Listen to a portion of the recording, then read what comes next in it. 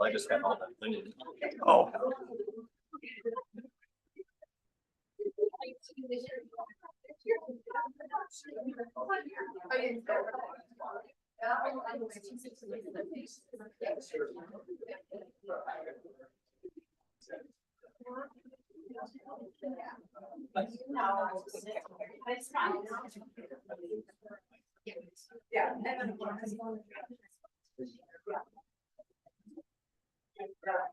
Okay, we're going to start here in a second.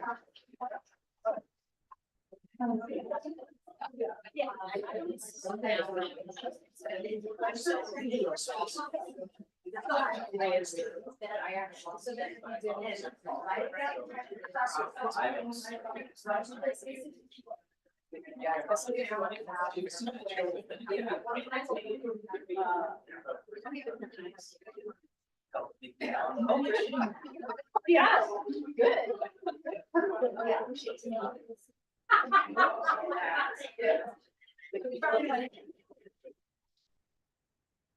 Good evening, everyone. This is the Puyallup City Council meeting for August 27th. It's called to order. Would everyone please rise for the Pledge of Allegiance? I pledge allegiance to the flag of the United States of America and to the republic for which it stands, one nation, under God, indivisible, with liberty and justice for all. Thank you for that. I'd like to actually, you probably can't see any of us because we're all behind all of these gifts. They are related to what takes place here today. We're going to have two proclamations, and I assume there's one bag for every proclamation. So hopefully people can see through and see the individual council members. But the bags will not be there forever. Let's just put it that way. So, but I would like to take the opportunity to see if there are any youth in the audience, any high school students. I don't, oh, there, yeah, I see someone. Would you like to, we acknowledge all the youth in the audience, frankly, because you're the future leaders and we want to honor your presence here. And if you could just stand and say your name, what school you're from, we'd greatly appreciate that. Thanks, Mom.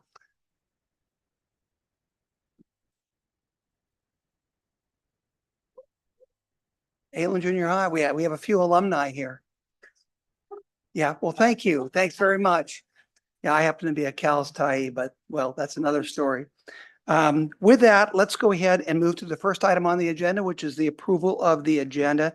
Do I have a motion to approve the agenda as written? Motion to approve. Second.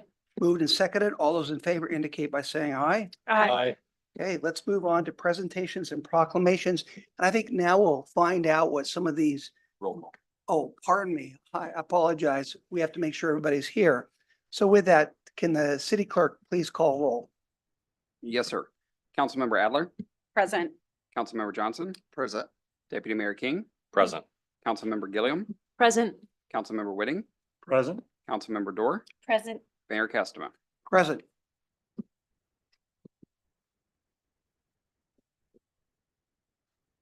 Just so everyone can see me here, we're going to now do a proclamation for our first recipient, and that's the Washington State University Research and Extension Center here in Puyallup. So let me go ahead and start with that. Whereas the city of Puyallup recognizes the profound impact that higher education institutions have on the intellectual, cultural, and economic development of our community. And whereas colleges and universities contribute significantly to the local economy, provide valuable educational opportunities, foster innovation, and prepare students of all ages to become engaged, knowledgeable citizens. And whereas the city of Puyallup is grateful that the Washington State University Research and Extension Center has been the beacon of innovation and education, serving as a national leader in agricultural research, environmental stewardship, and technological innovation. And whereas since the campus was established in 1894, the Washington State University Puyallup Research and Extension Center has been an integral part of the community committed to enhancing the intellectual, creative, and practical abilities of individuals, institutions, and communities throughout Puget Sound.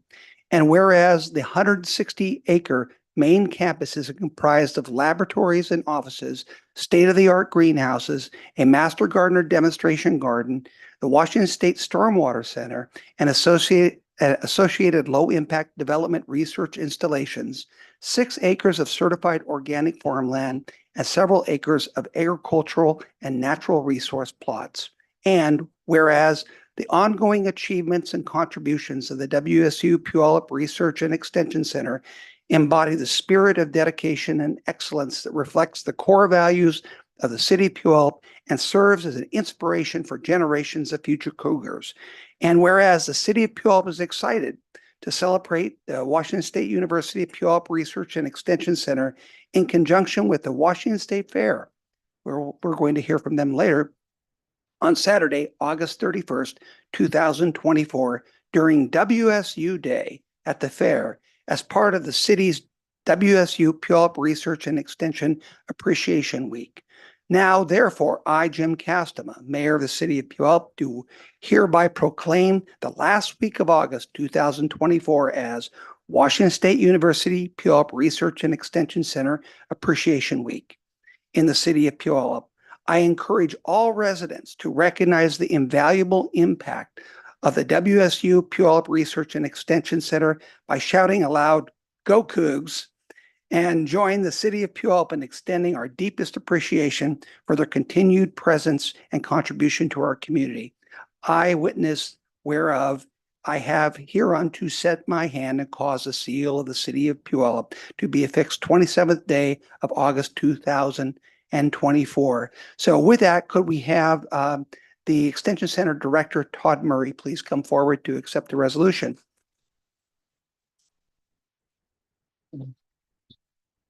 I would also, this is kind of a unique circumstance. Councilmember Lauren Adler has been asked to be the ambassador for the College Appreciation Week, which we have now, I believe this is our 5th year of doing. But we have changed the Appreciation Week to where we have 1 week for Washington State University and another week for Pierce College. So she is kind of our ambassador for that entire effort. And she is the one instrumental in forming some of these events, and making sure the proclamations move forward. I'd like to have her come forward too.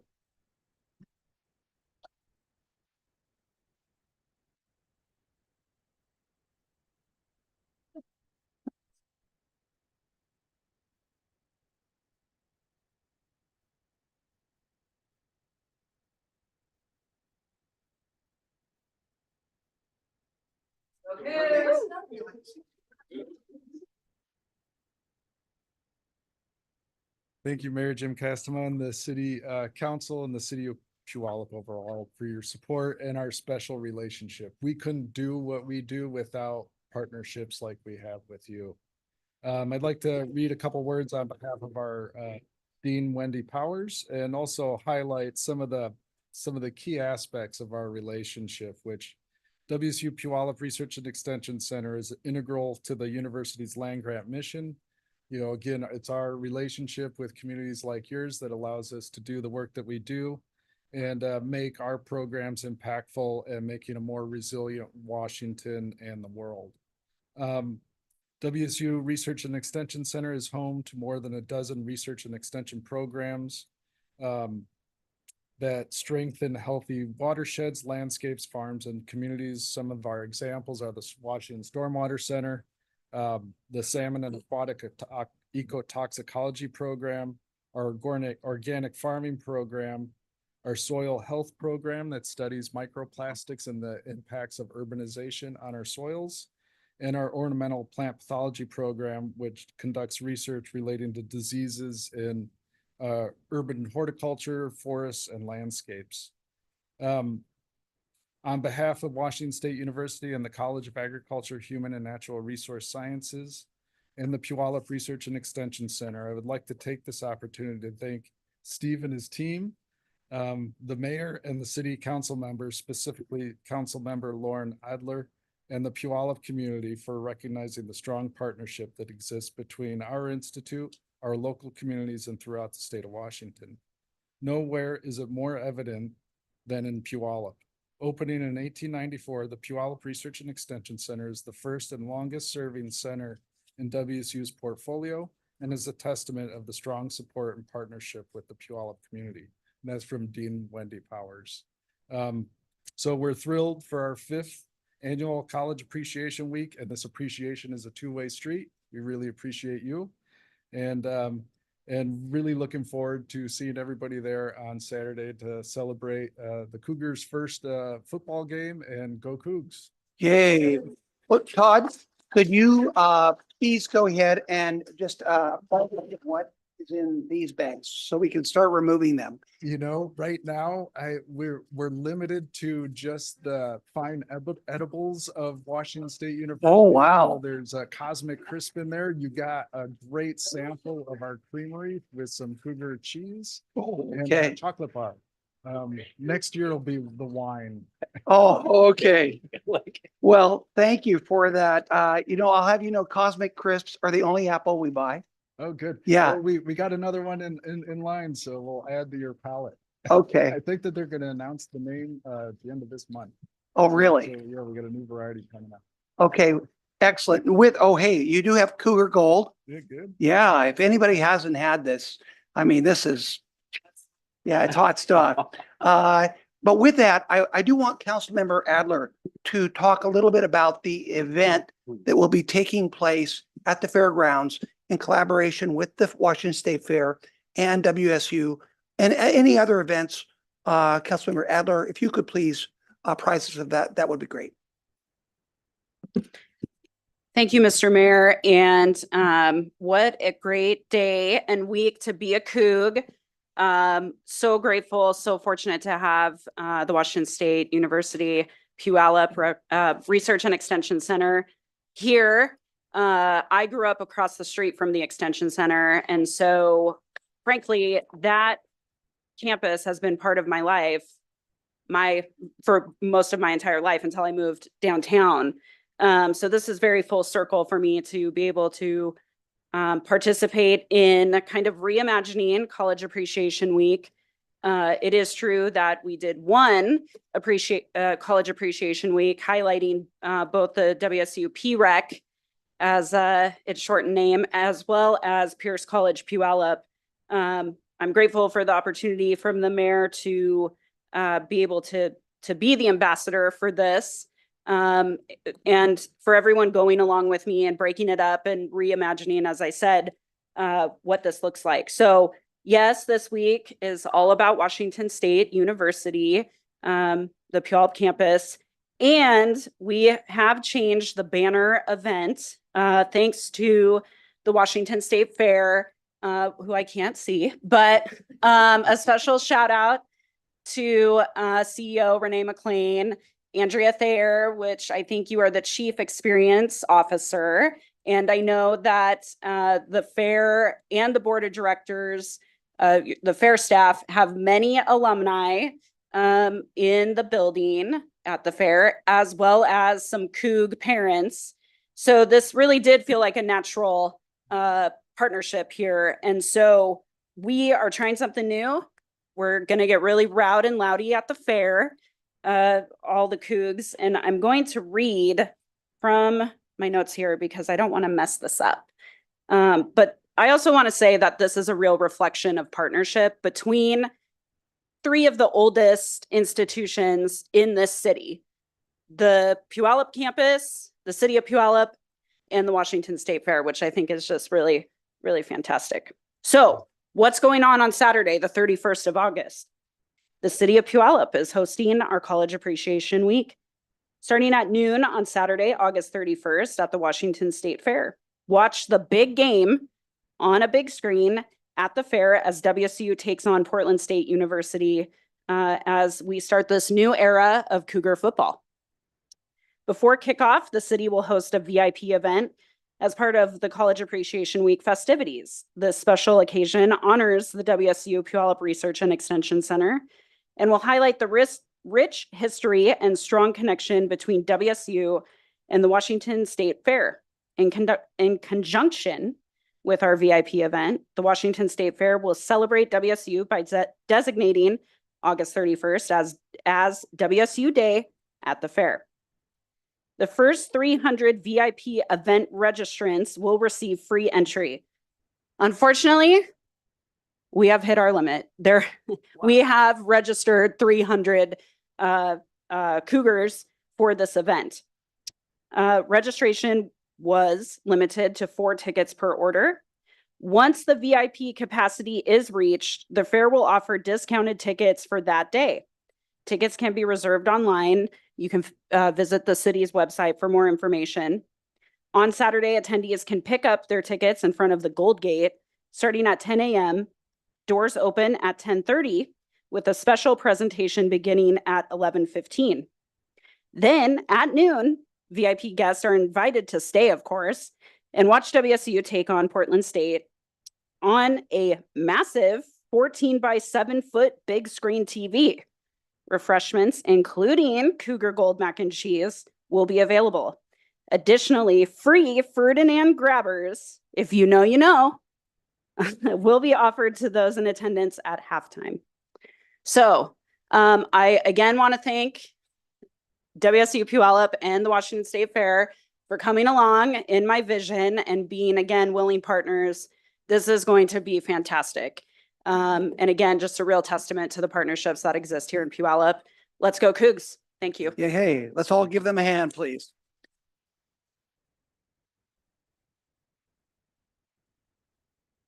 Okay, so isn't it just a coincidence that our second proclamation is about the Washington State Fair? So with that, whereas the Washington State Fair, formerly known as the Puyallup Fair, held annually each fall, has been a cherished tradition since its inception, showcasing the rich agricultural heritage, cultural diversity, and community spirit of our region. And whereas the Washington State Fair provides an exciting platform for local, regional, and national artists, performers, and vendors to display their talents and products, fostering a sense of unity and pride within the city of Puyallup. And whereas the Washington State Fair has a long-standing commitment to supporting local agriculture, education, and family-friendly entertainment, drawing over 1 million visitors from across the state and beyond, contributing significantly to the local economy.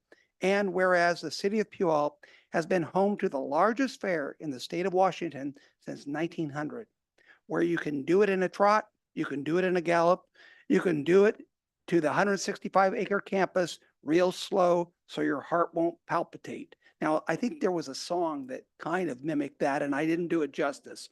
Anyway, I'm sure that the CEO will clear that up. Whereas the Washington State Fair is the place to escape the ordinary, to be entertained, experience the joys of lasting memories, feel the excitement of discovery, enjoy thrills and good food, and whereas some of the country's biggest and most popular musicians have performed at the Washington State Fair, like Frank Sinatra, Reba McEntire, the Beach Boys, James Taylor, Billy Ray Cyrus, Chicago, Bob Hope, the Judds, Tim McGraw, Earth, Wind and Fire, Journey, Bob Dylan, and many more. Whereas the Washington State Fair serves as a strong community partner, providing various opportunities for all individuals to participate in the fair with the opening day food drive, Labor Day weekend free kids admission, and school supply drive, rodeo breakfast and parade, military appreciation days, local school district educational days, and whereas this 24-day celebration serves as an opportunity for residents and visitors alike to come together in appreciation of the Washington State Fair's contribution to the community, support of local businesses, and enjoy the food, festivities, and fun that the fair brings to the city of Puyallup. Now, therefore, I, Jim Castema, Mayor of the City of Puyallup, do hereby proclaim September 2024 as Washington State Fair Month. In the City of Puyallup, I encourage all residents to participate in the Washington State Fair to celebrate the many activities and events and to show support for the fair's ongoing role in enhancing our community's spirit and well-being. I, witness whereof I have hereunto set my hand and cause a seal of the City of Puyallup to be affixed this 27th day of August 2024. So with that, I'd like to have the CEO, Renee McLean, please come forward to accept the proclamation.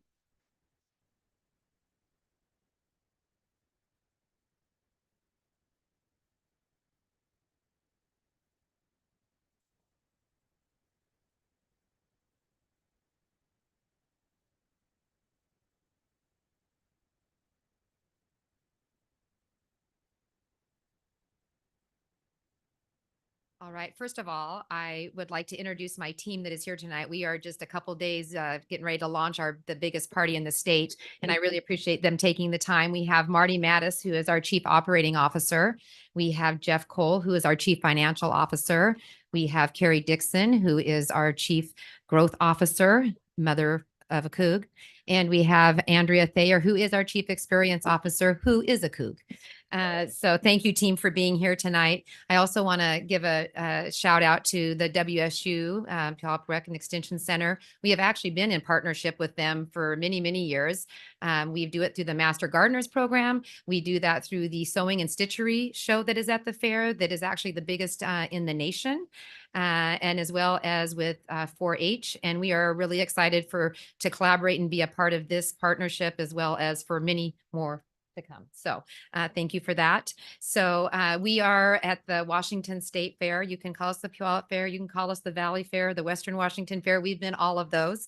But we are really excited to actually be the biggest fair in the smallest city. So most fairs that bring in 1 million people, are in much bigger cities than ours. So we take pride in that, being that.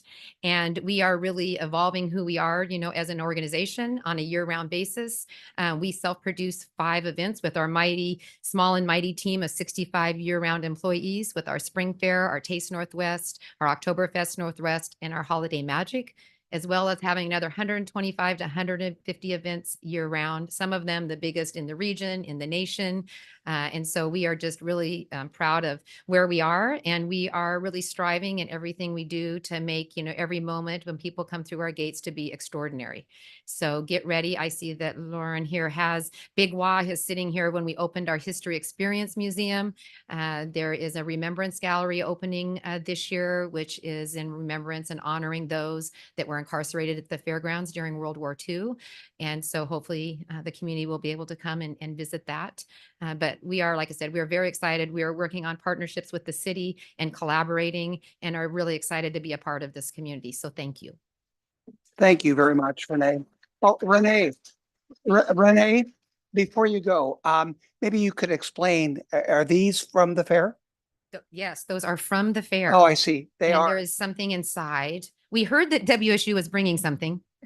And so very quickly we put that together. So you've got your fair hat to wear, and your fair bag to go to the amazing farmers market, which is still open in the month of September, or come to the fair and fill up on some fair food, some scones. Will do. All And right. these are excellent hats, by the way. I'll wear at least just for a little bit here. I know we're breaking protocol, but I will just keep it on for a couple minutes at least. And if there's any photographs that will be incriminating, you better take them now. With that, Renee, thank you so much. Thank you.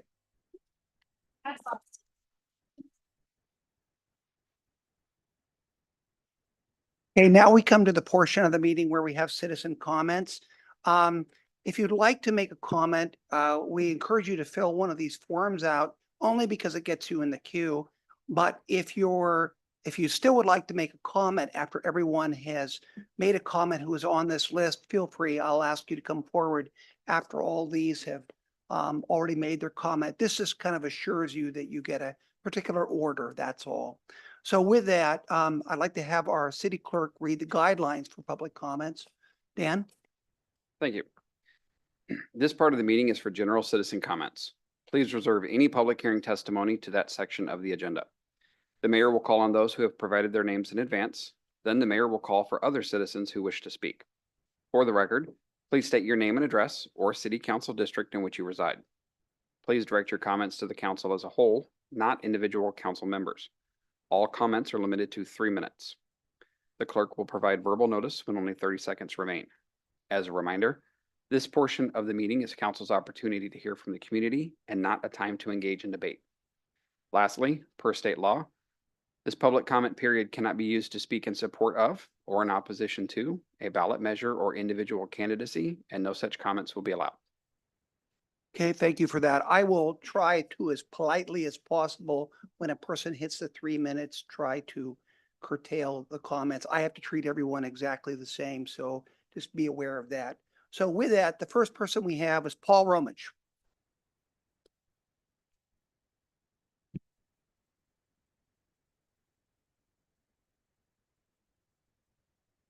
Thank you.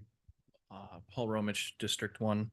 I have a proverb here. Society grows great when people plant trees in whose shade they shall never sit. Given the comp plan and all that, I think that's a great mindset to have. But I also want to thank you for, making, finally breaking through and creating a solution to the public safety building problem.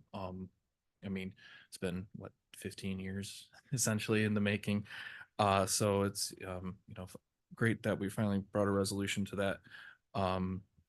And speaking of public safety, I was taking a look at the 2023 report, for fun, as I do. There's some interesting numbers in there. Notably, over 300 DUI arrests for the second year in a row. That's, almost one every day. And that's just the arrests. Nationwide data shows that DUIs, people don't really get caught until roughly their 20th time, unfortunately. And so that when you apply that math to what we have here in the city, that's frightening. Similarly, we have 6 intersections have red light cameras at them. At those 6 intersections, 37,852 red light citations were issued. That's just what we could issue. When you think about all the temporary plates that are expired or just non-visible plates whatsoever, there's a lot of missed positives in that number. And so extrapolating that out across all the stoplights here in the city, that's also a frightening number. So someone told me, I just got a message from someone who was able to do quick math with some public GIS data. They say there's 71 stoplight intersections. So that's 6 out of 71. So frightening numbers there. And then you think about just culturally, all of you drive up here and just knowing how fast drivers travel and the speed limit is the speed minimum, right? Our police force, they're stretched thin. They can't be home. 30 seconds. It starts with smarter land use and better road design. And there's a lot of things, policies that can be implemented, modern science that can help really reduce these. And these are just unnecessary fatalities, unnecessary injuries, and traumas that, people endure. So, if you're walking, biking, etc., and you have a close call, there's no real method to report that as far as I know. But there is a service. Mayor, speakers reach 3 minutes. I'm almost done. There is a service that some folks up north in the east side of Seattle put together called Close Call .report. And you can check out that website to report a close call. Thank you. Thank you, Paul. Next person is Nicole Martineau. If you'd like to bring your daughter, you could. I think I'm okay. Okay. Good evening, Nicole Martineau, District 1. On that note, I would like to thank the council for giving my daughter some impromptu public speaking experience. I know she will be forever grateful. Mayor Castema, Deputy Mayor King, and members of the council, my name is Nicole Martineau, and tonight I'm here on behalf of Arts Downtown. I'm here to share with you and the public that we have completed the installation of a new sculpture entitled Eternal Heart, which we just had the ribbon cutting for behind us in Pioneer Park. Eternal Heart was commissioned to honor the life of Rosemary Eckerson, who conceptualized and founded Puyallup's outdoor sculpture gallery back in 1995. The artist who created Eternal Heart, Sabah Aldahar, constructed it of basalt, granite, and desert onyx. Sabah says the heart is a symbol of love, often known as the seat of emotions. The heart is synonymous with affection. Over 2 years of hard work and efforts of many community members, the funds were raised to purchase the sculpture. Major donors, including the Quorum Foundation, Main Street Association, and Arts Downtown, as well as the Eckerson family and many other individual contributors, helped us to reach our goal. Eternal Heart is valued at $24,000, but we paid $12,000 for it. This is because the artist Sabah only accepted payment for the cost of the materials and donated his time, construction, and artistry to the piece. We would like to thank the city for their generous donation of the commemorative plaque and the Arts Commission for arranging the ribbon cutting and approval of the placement in Pioneer Park. We are so grateful to you and all the community partners who helped make this vision become a reality. It is with great honor that Arts Downtown now donates the sculpture to the city of Puyallup. I'll give the paperwork to the clerk to make it official. We cannot express enough gratitude for your support of the arts within our community. It does not go unnoticed. We now have 55 permanent sculptures in the city of Puyallup, which makes us very unique. Thank you so much.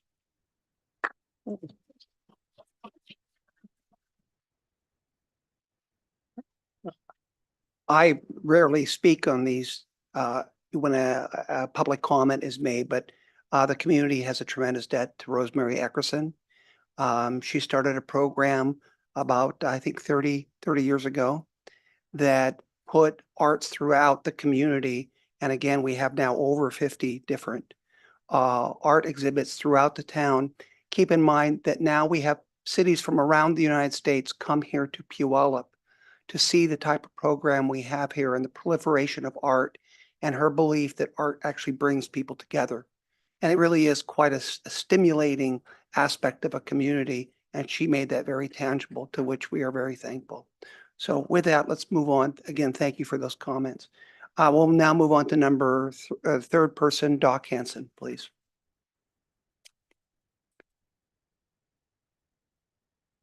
Thank you, Mayor. Doc Hanson, District 2. My thunder was just stolen. I am the superintendent of the J Barn at the fair, so I'm glad my boss left so I won't get in trouble.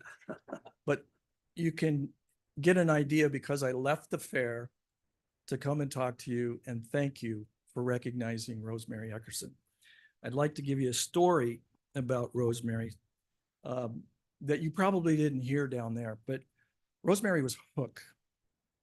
The first time I met Rosemary was in a restaurant downtown, and my wife had said, "I'd like you to meet somebody." Well, there was Rosemary when I walked in. And I sat down and met this woman, and she said, "I'd really like to have your experience because we're looking at 15 pieces of art, 15.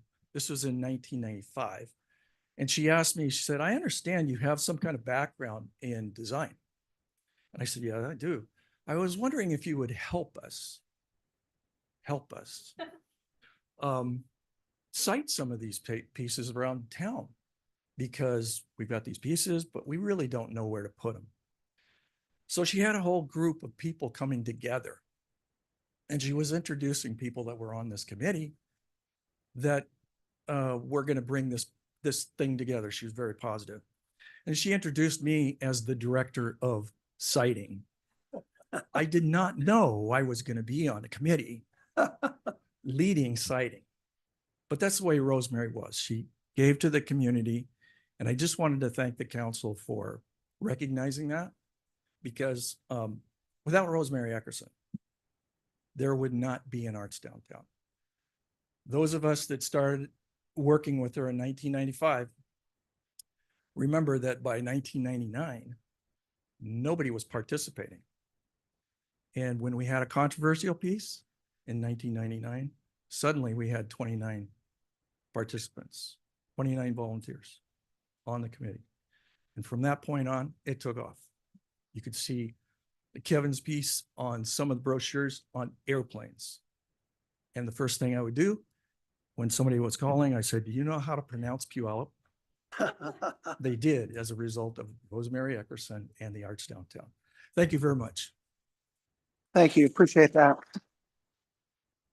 Okay, that is the end of the stack of these forms that I have. Is anyone else like to come forward? Please do so. And just your name, your district or address would be fine. My name is Don Cottam. I live in District 1. I have a bit of a nasal problem, so I may sound a little weird, but a couple of Saturdays I attended the unveiling of Puyallup's new mural on Larson glass in downtown Puyallup, and it depicts Puyallup's rich racing history that we had. We had a drag strip. It was out near 152nd and Meridian. And I was a teenager, and like many teenage boys, we would sneak through the woods to get in. It's not that we were bad, we just didn't have any money. And right next to it was a motocross track, which I loved motorcycles and I still do. And I would go and watch many great motocross races, not only from our country, but even from Europe. And just driving into town the other day, I saw all the beautiful purple flowers that the city has put out on the streets. And I'd just like to say that I am happy to live in a city where the city leaders take such pride in how our city looks. Thank you. Thank you for those kind comments. Anyone else wish to come forward? If not, we're now going to move on to the third item on the agenda, which is the consent agenda. We get now into a lot more formal business of the council. Feel free if you, if you would not like to go through that to leave. I see someone is taking me up on that offer. Good seeing all of you. Just giving you a warning, that's all. With that, we have the consent agenda, and that's where we have a list of different items that are in agreement, and we make one vote to cover those. But is there any item on the consent agenda that a council member would like to have removed for later discussion? Seeing none, is there a motion to accept the consent agenda? Move approval. Second. Been approved and seconded. All those in favor indicate by saying aye. Aye. Okay, let's move on to number 4, which is the ordinance. We have one ordinance this evening. This is the second reading, which means we've already voted on this one time. But we have a first reading where it's voted on, and it gives plenty of time for us to think about amendments or the public to comment, and we come back for the second reading, and that's what this is. If we could have Barbara Lopez, do you want to apprise us of this?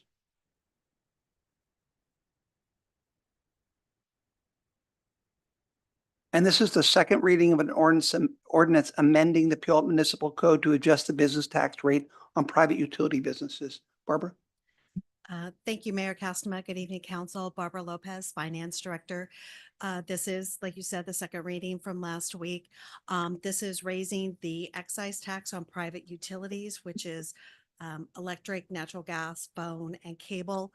It's currently at 4.2%. This raises it to the 6%. That's the general maximum for those types of taxes.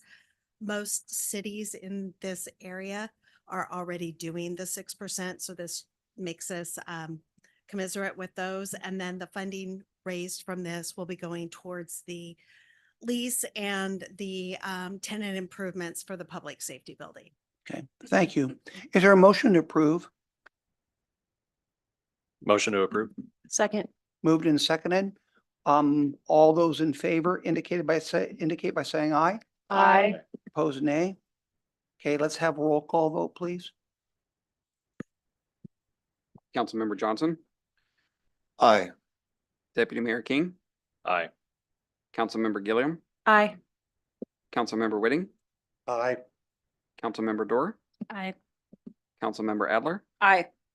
Mayor Castema. Aye. Okay, with that, we'll move on to number 5 under resolutions. The 5A is a resolution authorizing an 8-year limited property tax exempt agreement with Copperberry Condominiums LLC. Could we have Associate Planner Rachel Brown come forward with the presentation, please?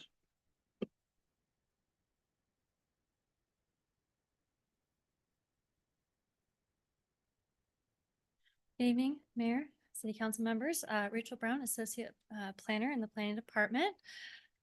So tonight I am bringing you the first application we have for a multifamily tax exemption application since the expansion of the program late last year. Without further ado, I'll just take you through a very brief presentation of that application. So we're just going to go through again very briefly, just a reminder of how the MFT program works, since it's been a little while since I brought this before you. The actual specific project proposal, since again, this is an actual application, and then a brief overview of the possible fiscal impact. So the multifamily tax exemption program, it's a exemption program for taxes that provide opportunities for cities such as ours to encourage the development of multifamily housing in certain areas of our city. It's a voluntary program, both for the city to have and for potential developers to participate in. Only properties that are located in our residential target area are eligible to apply for the MFT program. And we did just expand that area in December of last year. Currently, our city offers a menu of either 8-year or 10-year or 12-year, tax exemptions. And the applicant can choose between either of those based on certain criteria. Our program is codified in PMC Chapter 3. And so how does the tax exemption work? So the tax exemption exempts property taxes, but it doesn't exempt all the property taxes. So the taxes exempt are called ad valorem taxes. So that's the taxes on any improvements to the land. So when the tax exemption is in effect, either again for 8 or 12 years, the property taxes for the land that the improvement is sitting on continues to be taxed for that entire time. But then any improvements, specifically residential improvements, so any units that are constructed, those are the taxes that are exempt for the duration of that exemption period. So in this case, the Copperberry Condos, which is the project I'm bringing to you now to consider, has applied for the 8-year MFTU program. And again, I mentioned that we have a menu of options here. So we have an 8-year and a 12-year option. Our 8-year option does not have a requirement for affordability units. Had they selected the 12-year option, they would be required to provide 20% of units affordable to low or moderate income households. Since they have not elected to participate in that particular program, they are not required to provide those units. The only requirement to be eligible for this particular program is that they be located in the target area, which they are, and that they provide 4 or more net new units. Since they're providing 12 new units, they meet that eligibility requirement and therefore meet all the requirements to participate in the 8-year program. So the process for participating in this program, or the process for processing MFT project, is first they get a conditional certificate, which is essentially a preliminary approval, which is where the DPS department goes through making sure that they meet the eligibility of requirements that I just outlined to you, which we have done. In the case of this project, they applied for their MFTE application actually a little while ago, back in September, I think of 2022, I want to say. And at that time, they actually weren't eligible to participate because the MFT area had not been expanded yet. But at that point, their building permit had not been issued. They subsequently decided to construct the project anyway, went forward with review. And then later on the MFT program area was expanded such that their project became eligible.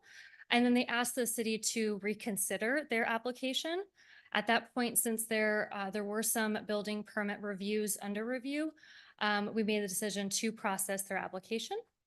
So now that they've gotten through the conditional certificate approval process, the next stage is bringing it to City Council for review of the MFT contract, which is the contract before you now. If that is approved, then they would move on to construction of the project. Again, the project is actually under construction now. They are required to construct that project within 3 years of the contract being executed. Once the project is constructed and they get final occupancy of the units, they will receive a final certificate and they will essentially give that certificate to the Pierce County Assessor Treasurer, authorizing them to receive their tax exemption for the 8 years. During that 8-year period, so essentially years 1 through 8, they'll be a tax exempt for their eligible taxes, any taxes that are eligible for exemption. And then after year 8, the exemption will end and all standard taxes will then apply for the life of the project thereafter. So the project before you is called Copperberry Condos. And I provided here just a vicinity map to kind of orient you to where the project is located. It's located in the South Hill area, which is again a newly expanded area of the program. And then you can see it there indicated by a yellow star.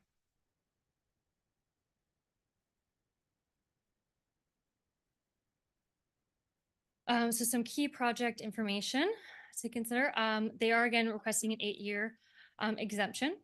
They're constructing a total of 12 units. They are actually providing one affordable unit that will be made affordable to low-income residents, which means a buyer that is has an income at 80% AMI. But note that the project would actually need to provide a total of 2 affordable units to qualify for the 12-year MFT program. The reason they've elected to provide that affordable unit is because the city actually has another program wherein they receive a density bonus if they provide that additional unit. So that while they are providing that, it actually doesn't relate to the MFT program. But I just wanted to let you know that that's the reason it's there. And this is a condominium project, so it is going to be owner occupied. Okay, and then the fiscal impact.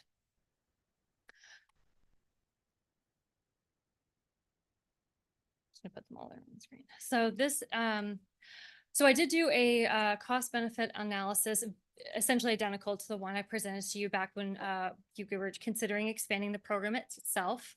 All the same assumptions were used in that analysis.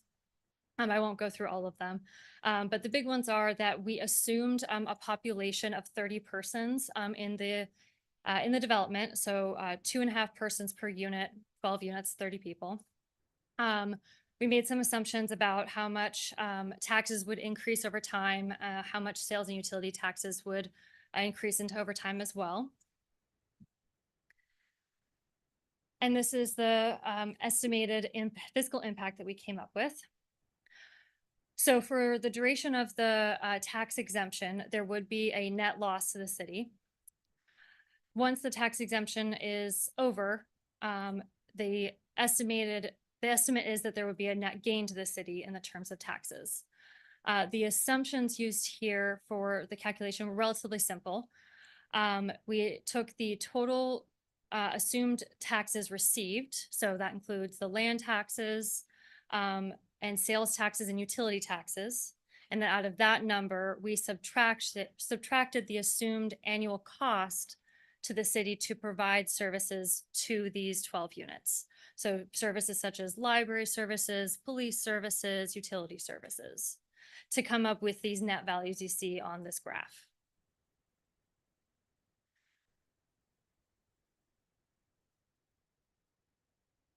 So since it's hard to read the graph, the range of annual net cost to the city during the 8-year exemption goes from about 465 units at the beginning of the first year to 509, a negative 509 at the last year. And then once the exemption ends, the net annual cost from year 9, which is the first year after the exemption ends, to about year 50, that was the last year we calculated, I'm assuming the project lasts for 50 years, to upwards of $78,000 in net income. Just as a note, there was a question asked about other taxing districts. We only calculated city taxes since those are the ones we're most interested in.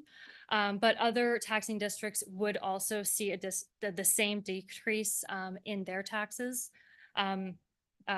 Pierce County Fire District, School District, they also do have the same loss in the same kind of taxes. Their ad valorem taxes are removed as well during that tax exemption period.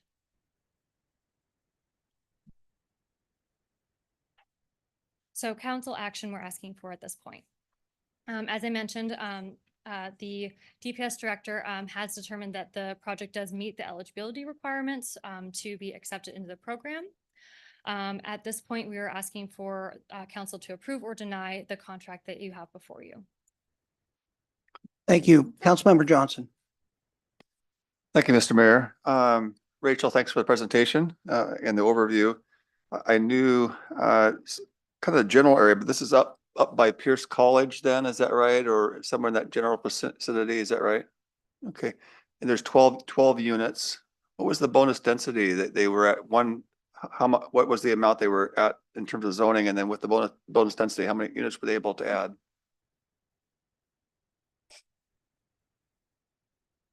You know, honestly, I actually wasn't the project planner. I don't know. In terms of design, do we know what the design is on those? Are they row housing design? Do we have any idea of conceptual design on those? There's two separate buildings, 6 units in each. They're not row housing. When I was looking at it, it looked like, I think it was 3 units and then 3 units on top. Was what it looked like to me. Oh, so there's two buildings, 6 Mhm. units in each one. Yep.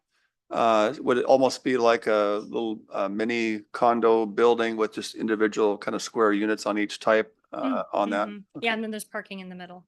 Parking in the middle, okay. Any designs have been submitted to the city for the way that the layout is? Yeah, that's part of the standard review process. Okay. Mhm. I wish we could have had a shot of that to see in the presentation, just to kind of know if we're incentivizing kind of what the aesthetics are, although I'm sure it's fine.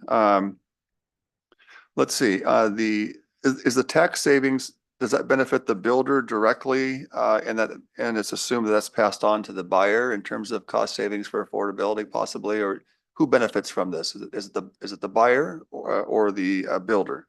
You know, that's a great question. I don't think that the RCW actually requires it in either direction. So I don't know if the buyer will definitely pass it on to the developer will necessarily pass it on to the buyer. But I can look into it, but I don't know that the RCW requires it either way. Okay. Well, I was pleased to see, some of the 2 words that I heard you state that were, of course, very pleasing to me is owner occupied. This is a chance to get 12 homes or investments of families who want to invest in our city and lay their roots down and build generational wealth, and maybe some entry level first-time buyers that maybe couldn't afford a full single family dwelling with a lot. This might be a chance for them to own some a piece of the pie in the city of Puyallup. And so I think to incentivize condos is a good idea. And it must be, I'm assuming that some of the condo reform laws may not apply to these smaller units. There's probably some protection mechanisms for the developer by having smaller units like this. But nevertheless, I'm pleased to see 12 new families have the opportunity to purchase and be part of our city, and we want to welcome them there. I think this sends a good message, and it's something that's allowable. They seem to meet the criteria. City staff has certainly looked at it, and I trust your objective opinion on that. So with that in mind, I'd like to make a motion, if you're looking for direction, that we approve the resolution as stated in 5A to authorize this 8-year limited property tax exemption with Copperfield Condominiums LLC. Okay, do I hear a second? Second. Okay, it's been seconded. Now we'll have discussion. Councilmember Dorr. Thank you. Rachel, I have a couple of questions. So as Councilmember Gilliam can attest, we know that the school district is in cuts and having issues with their revenues. So when we do something like this, do we notify the other taxing entities so that they have an opportunity to submit comment? We don't notify them each time an application comes in. We did have discussion with the school district when we did the expansion of the program itself. And their comment was that they felt that there were other taxing sources that they could use, and they were not concerned about the MFT program being expanded when we did the expansion of the program originally back in December.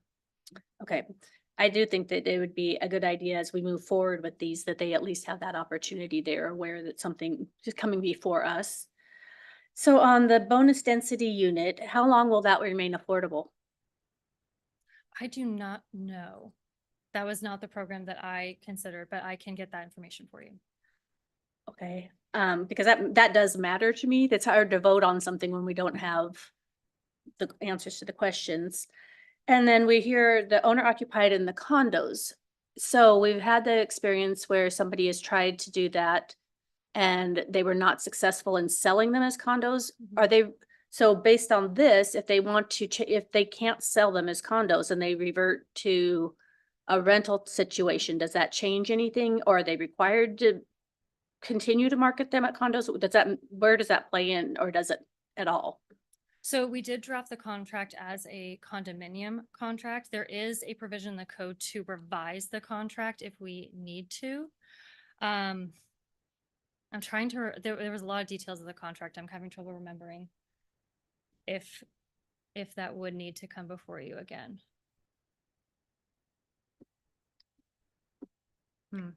And this is, It might need to. okay, so today is a vote. We have to make this decision today. Does anybody else have answers to these questions? I might be able to assist you. I actually was involved in the development of this program in the state legislature. This program is not intended, actually, it was never intended to be a tax exemption for affordability. It was never intended. It was intended to be a tax exemption for infill. What it happens is where you have an infrastructure in a city, no one in those days, and we're talking almost 25, 30 years ago, no one wanted to develop anything in a city. Everyone wanted to develop them outside of city limits. And the problem associated with that is there's no infrastructure, no water, no sewer, et cetera. And so no one was developing within our city, even included the city of Puyallup. So we came up with this idea of giving a tax exemption limited to areas within cities, and again, to promote infill. Later on, the legislature came back and said, now we want to add affordability, and they added gradations to it, because some people were criticizing the fact that people who were higher income were getting these tax exemptions. I always told them that without those tax exemptions, that building would never be there in the first place, and you would never have that revenue after, in this circumstance, 8 years. So as far as guaranteeing giving the revenue from those tax breaks to the individual who ends up buying or renting, whatever the case may be, or actually ends up buying those units, that's something that is incorporated into the sales price. So the person who is selling it, the person buying it knows they get that exemption, and that exemption goes to them. And that they factor that into how much they end up paying for the unit. Now, it could be that the developer ends up getting paid more because it's a competitive advantage. I will give you a tax break of X. My unit is more attractive than someone else's to do that. But that person took the risk of infill development and all the other requirements we put on. It's a great tax exemption, again, for infill. When it comes to the affordability, they chose only because of this additional exemption to take that. If they would have gone to the 12, it would have, I'm sure it would have been 12 years and 20% lower or more affordable. But so keep that in mind when we're doing this. If they sell this home, this whatever unit it is, because of that other exemption for affordability, they will be able, they must sell it for a price that a person of a certain income can qualify for. Now, once that person buys it, I assume they can sell it for whatever they want in the future. It's just the initial sale that has to be in that affordability, or it could be for the 8-year portion. Go ahead. Thank you, Mayor. Katie Baker in the Planning Division. So in answer to that question about the affordable unit that they took advantage of for the purpose of bonus density in the mixed use zone, that unit is an affordable unit in perpetuity, and there is a separate contract that was agreed to between the developer and the city to address that affordable unit. So a person who purchases it actually makes an agreement that they can only sell it for a certain amount? That's my understanding. Well, okay. I've never heard of that, but we shall see. Okay. Okay. Councilmember Dorr, could you, I don't know if I satisfied your. No. So my questions are about our code. I understand the program. I was here when we discussed it. But so whether it's, so the question about the contract is at this time condos. if for some reason that does not work out, and so then it comes back to staff or to council. Hello. City Manager Kirkley, please help Sorry, me. yeah, my button wasn't working or I was trying to press it now. Sorry, it is now. So the city attorney and I just looked at the contract. Thank you. Rachel doesn't have it in front of her. She's got her presentation, so otherwise she'd be able to answer this too. But the contract does not require that it be a condominium. It's called Copperberry condominiums. If the developer decides to not condominiumize them and rent them, there's nothing in the contract that would require to be condominiums. So if council's voting on a yes simply because of that, that is not a contract requirement. So then if that is not if it converts to an apartment or a rental type situation, is the affordable unit still maintained as affordable? Yeah, because the affordable unit is, as the planning manager mentioned, the affordable unit provided that density bonus so they could build that additional unit. So that's separate, two separate acts. Okay. And then what else did I ask? Okay, I think that answers my questions. Thank you. Councilmember Whitting. Just a couple of clarifications. This is up in 3rd District, so it's close to home, and we love new developments in 3rd District. This one is just to locate you. If you come out the entrance to Wesley Homes and go straight across the street and down the street a little bit, it's on your right. And those units are virtually complete. They're not in the design phase, they're in the completion phase at this point.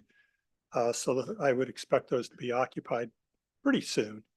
And, you know, the benefit of this MFTE is, you know, it's clear, and the county has given us direction about the number of additional units of housing we need to build here in Puyallup according to Vision 2050. And we want to have multifamily. Some of that's got to be multifamily construction in order to hit those things, and there's an affordability component so that has to be addressed. So I would have loved to have seen this be all affordable housing, but the developers projects have to pencil out for developers. So that is what it is. But I will second Councilmember Johnson's comments that, you know, we love condominiums. We love home ownership.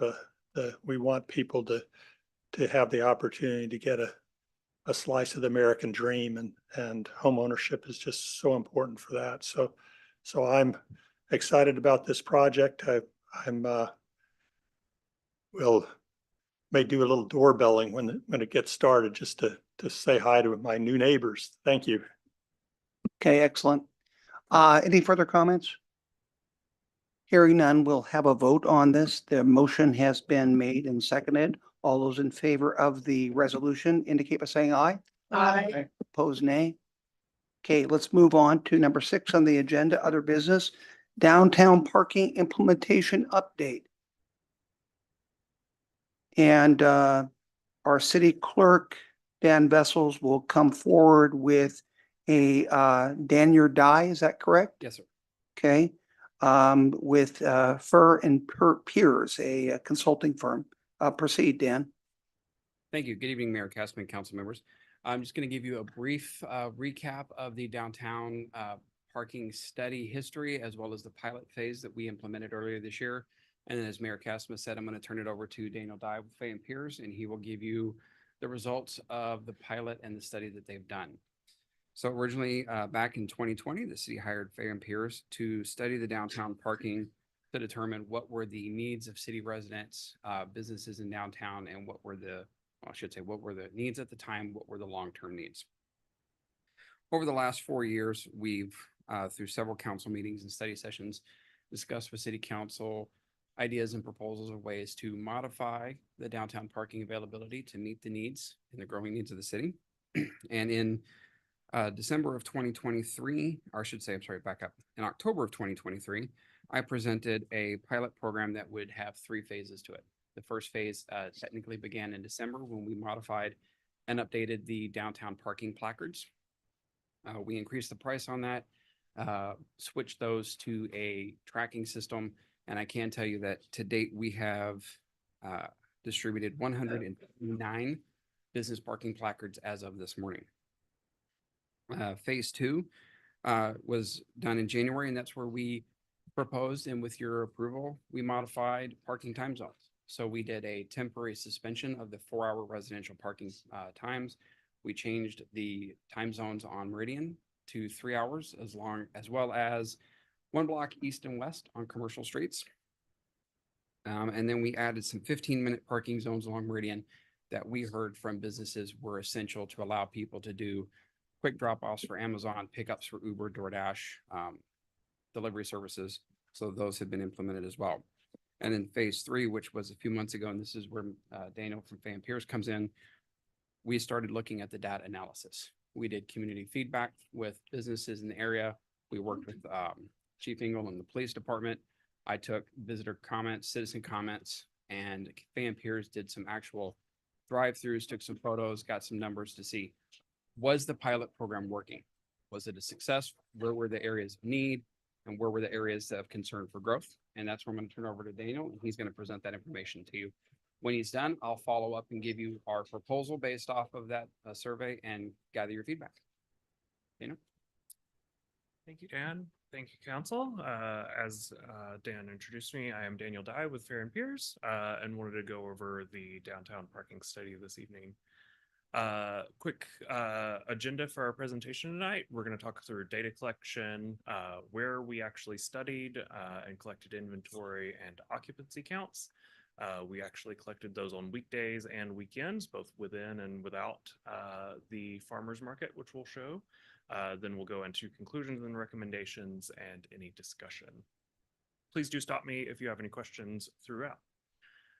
So this is just a quick summary of the data collection dates that we collected parking occupancy in downtown. We had 3 different weekdays throughout the spring, as well as 2 weekends. We generally tend to conduct our weekday parking counts or any kind of traffic or transportation counts Wednesday or kind of Tuesdays through Thursdays. Those are more typical days. Mondays and Fridays get a little bit more weird in some cases. Then, as I said, we did collect both before the farmers market starts for the season to understand what the parking situation is like in downtown without the farmers market, and then what is it like with the farmers market in that late April date. Here's a review of the overall inventory, so the number of stalls that are available in downtown. And for on-street parking, we calculate that as about every 25 feet is what we calculate as about 1 stall. They're obviously not marked. You know, some people, cars tend to be around 20 feet, so that gives 5 feet of maneuverability on either side. But that's the basics that we use for that inventory. About 312 on-street stalls, and then over 1,600 stalls off-street. That does include the sounder lots, not the garage and the newer lot next to the garage, but the surface lots that are within the city's agreement to use after the last train is gone. Those are included there, but we also did note when those were full, which those are typically pretty full on the weekdays, but not so much on the weekends. During market Saturdays, the parking inventory is a little bit lower due to the closure of the spot just here by the restrooms and part of the library lot. Those are partially closed for food trucks and vendor parking and such. There's also some vendor parking down on the south side of the pavilion. So that is all taken out of that inventory to show the slightly lower inventories that are available during the market Saturdays. Here's a review of the time limit map. As Dan was saying, these are the new pilot time limits. You can see the 3 hours is the majority of that downtown Meridian area. Then you go, there's some 8 hours next to the high school, some police parking only in the light blue. And then the remainder is a few small 1 hour block faces in orange and 15-minute for loading zones. Councilmember Johnson. Oh, just so you know, I'll call on the council members. Councilmember Johnson, would you like to ask a question? Yeah, just a quick one. Please do. Daniel, you got these numbers of 312 and 288 for street parking. Tell me, maybe I missed it, but what circumference area did you arrive at that? Is it, a small circle, big circle? I don't have any context that I heard. Maybe I missed it. Great question. We'll actually talk about where we're covering the inventory in 2 slides. When we talk about the study area, it's mostly going to be those yellow areas on the time limits, but we didn't go quite all the way down to the bottom. This yellow area? Most of the yellow block faces, correct. Okay. I think my next slide up will actually have some of the results, and that actually shows where we collected as well. Thank you. So speaking of where we did study, we did not study the furthest south portion, kind of south of 4th Southwest. We did not study the furthest north section of Meridian. We've seen from past parking studies and from just information talking with city staff that those areas are less occupied, less busy. So we did focus on that kind of core of downtown. So everything that you see on this slide and this map is the area that we studied and collected occupancy counts on the weekday. This is an average of the occupancy in each of these block faces or off-street lots for that 9 to 11 a.m. time period on weekdays. This is kind of the least busy time of the day. During the weekday, it starts to get busier later in the day. Moving forward to 11 to 1 p.m. This is the busiest time of the day when things are a bit more crowded around lunchtime. That's often where we see that downtown areas like Puyallup are busiest on the weekdays in particular, where people are headed to lunch. They may be stopping by the library or city hall, stopping by different businesses within the city. It's also kind of the busiest time for the transit parking. It's as you can see there, all of the sounder lots, with the exception of the garage and the new lot next to the garage, are all pretty much full at over 90%. Daniel, just one moment. Councilmember Gilliam. Sorry, I'm having fun with all the buttons over here. I did notice some of these parking lots are, I believe, permit parking. So are we talking about doing away with the permits, or are we counting something that not everybody has access to unless they pay for it? Just curious about that. And Councilmember Gilliam, I can answer that. Some of our parking lots do have permit requirements. However, they're not 24 hours. So for example, what we would call the AOB lot, that has a section of the parking lot that is reserved for business parking placards only. The rest of the lot is open to be used. We also have what we advertise on our website as a Cornforth Campbell lot. That lot is for permit holders only prior to 8 a.m. After 8 a.m., that lot is open to the public. So you'll see that, I believe, in this picture, if I can pinpoint it right, it is the light blue section in the top right corner there that's highlighted. That would be the Cornforth Campbell lot. So that's referencing what's available at that lot after it's open to the public. Thank you very much. Yes, ma'am. Councilmember Dorr. Dan, don't sit down. I think that you're the person to answer the question. So I had received some complaints during this pilot project. And I believe it's 4th Street Northwest, and I'm looking at the chief. Is that the one where, like, Pierce Conservation, where that crosses over the railroad tracks? Is that 4th Street? Yes. So the residents in that area, I had multiple people contact me because they were concerned about that credit union was already, as soon as the bags went over the time signs, the credit union was taking all that parking, saying that the staff was taking the parking because they wanted to save their lot for their customers. And then the residents were not able to park or have visitors because of the staff from the credit union. Has that issue been addressed? So I did hear about that issue, Councilmember Dorr, and I personally went out during the study period about half a dozen times. drove that section of the road, I would see at times that the parking was somewhat restricted. At other times, the street appeared to be open. When we get to the end of the presentation, I will present what we are going to be proposing as moving forward steps. But based off of council's direction, if you want us to expand the area, and I've given you a map of that, but I'll get more in detail later. We can discuss what council's goals are for example, sections of that street. I'm not sure if the credit union in and of itself, it was just credit union employees. I couldn't tell whether the vehicles parked there, credit union employees, visitors to other businesses in the area, or visitors to residents' homes. But at times there was more than ample parking available in that area. So the feedback that I received, and again, I didn't go out and check it, was that it was the credit union. The neighbors went to the credit union and tried to address the concerns. And that's how they learned that they were having their staff park out there, and they were not willing to change it. So we need to think about that impact to the people in that area. Thank you. Yes. Okay, Daniel, proceed. So as I said, that kind of midday time period is the busiest within downtown. One exception to that, when we get into the 1 to 3 p.m. time frame, is actually the library lot, just here beside the pavilion and beside the library.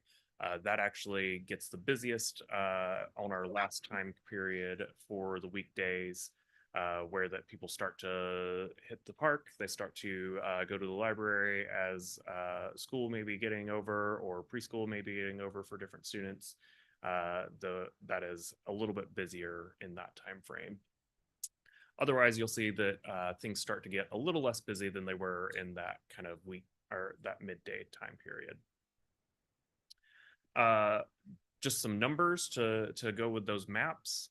We do see a total occupancy, or kind of total use spaces of about 56% in that early morning. Getting into the midday is 68%. So still about 32% of stalls are still available for parking. And then in that 1 to 3 time period, 64% occupied. And these are just for weekday. Summarizing the weekday, highest demand around noon, really concentrated in the core of the downtown, really around Meeker, Main, and Meridian. High occupancy for the Sounder lots, less at the new facilities, the garage and the new lot beside it. But there is kind of lower occupancy south of Pioneer and north of Stewart, roughly. Getting into the weekend, and here we get to 2 maps side by side, so you can actually compare these side by side for the non-farmers market on your left and the farmers market on your right. As you can see, Saturday in the earlier morning hours is not very busy on those non-farmers markets on Saturdays, but it does start to get very busy on those farmers market Saturdays. You do have to park a little bit further away, even in that 9 to 11 time frame during farmers market Saturdays when people are downtown and visiting the market. In the noon, or kind of 11 to 1 p.m. time frame, again, it is a little busier even on the non-farmers market Saturday. More people are coming downtown for lunch and such, visiting businesses and such. And then on the farmers market, you are getting pretty busy even with the Sounder lot. There's not very many people using the Sounder lot for transit on the Saturdays, but it is between 70 and 80% full during that time frame. And that is kind of allowed for people to park on the weekends in the Sounder lot. Getting into the last time period of the day for the Saturdays, the 1 to 3 time period. Again, fairly busy in the downtown area, even on the non-farmers market Saturdays, but less busy than the noon time frame. And again, still very busy for the farmers market.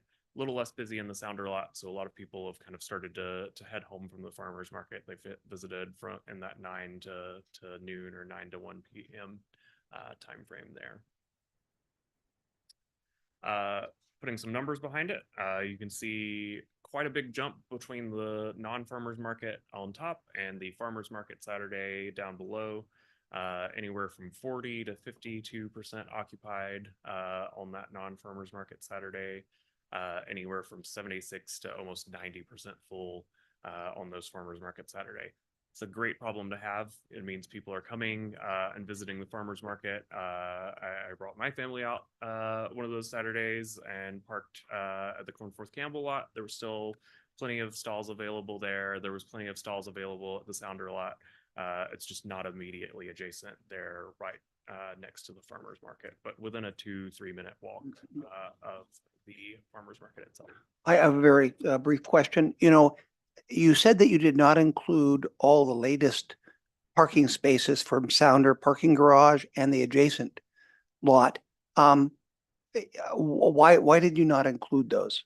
So we collected data for those, but the distinction I want to make is the city, as I understand it, has an agreement to allow non-transit parking at the Sounder lots that are adjacent to the Sounder station. So if you can see my mouse where I'm kind of highlighting on the screen, the ones right, the big lot just next to the Sounder station, the section right here, and the section across the track. That's actually not the case. We have an agreement for the parking garage and the new parking lot adjacent to that.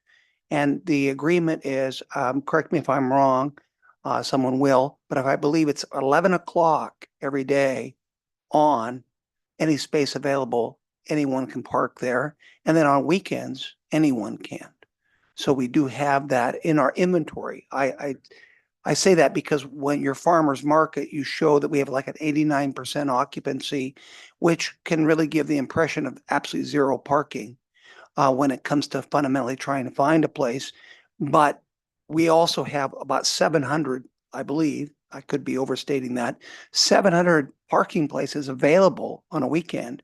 And, you know, as a policymaker, I look at 89% and I think, boy, I gotta somehow accommodate. Maybe I have to make it more transparent that those are available or provide transportation, a shuttle or whatever the case may be. So that might leave something out of this picture. I'm just putting that on the table. Councilmember King, Deputy Mayor King.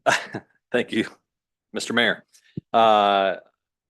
Great presentation so far. I appreciate all the information. One of the things, and this is just a little side note for something to talk about on another day, but since we're talking about parking and the farmers market and being able to utilize the Sounder parking lots and the spaces that they have over there, to be able to free up some additional parking downtown, I think it would be important to be able to maybe work with the Puyallup Main Street Association and creating some signage, some sandwich boards perhaps, that has the farmers market logo, free parking pointed out with arrows.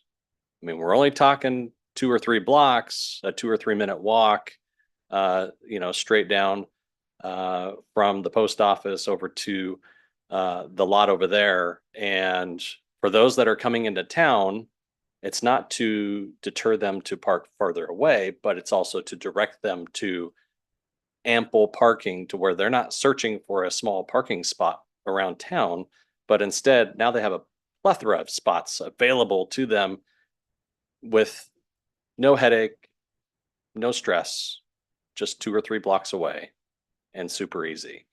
And perhaps even just speaking on this, maybe we have a loading zone or unloading zone where we can drop off, you know, some elderly or mom and child while the other goes and, you know, finds a spot over in the lot so they don't have to walk as far.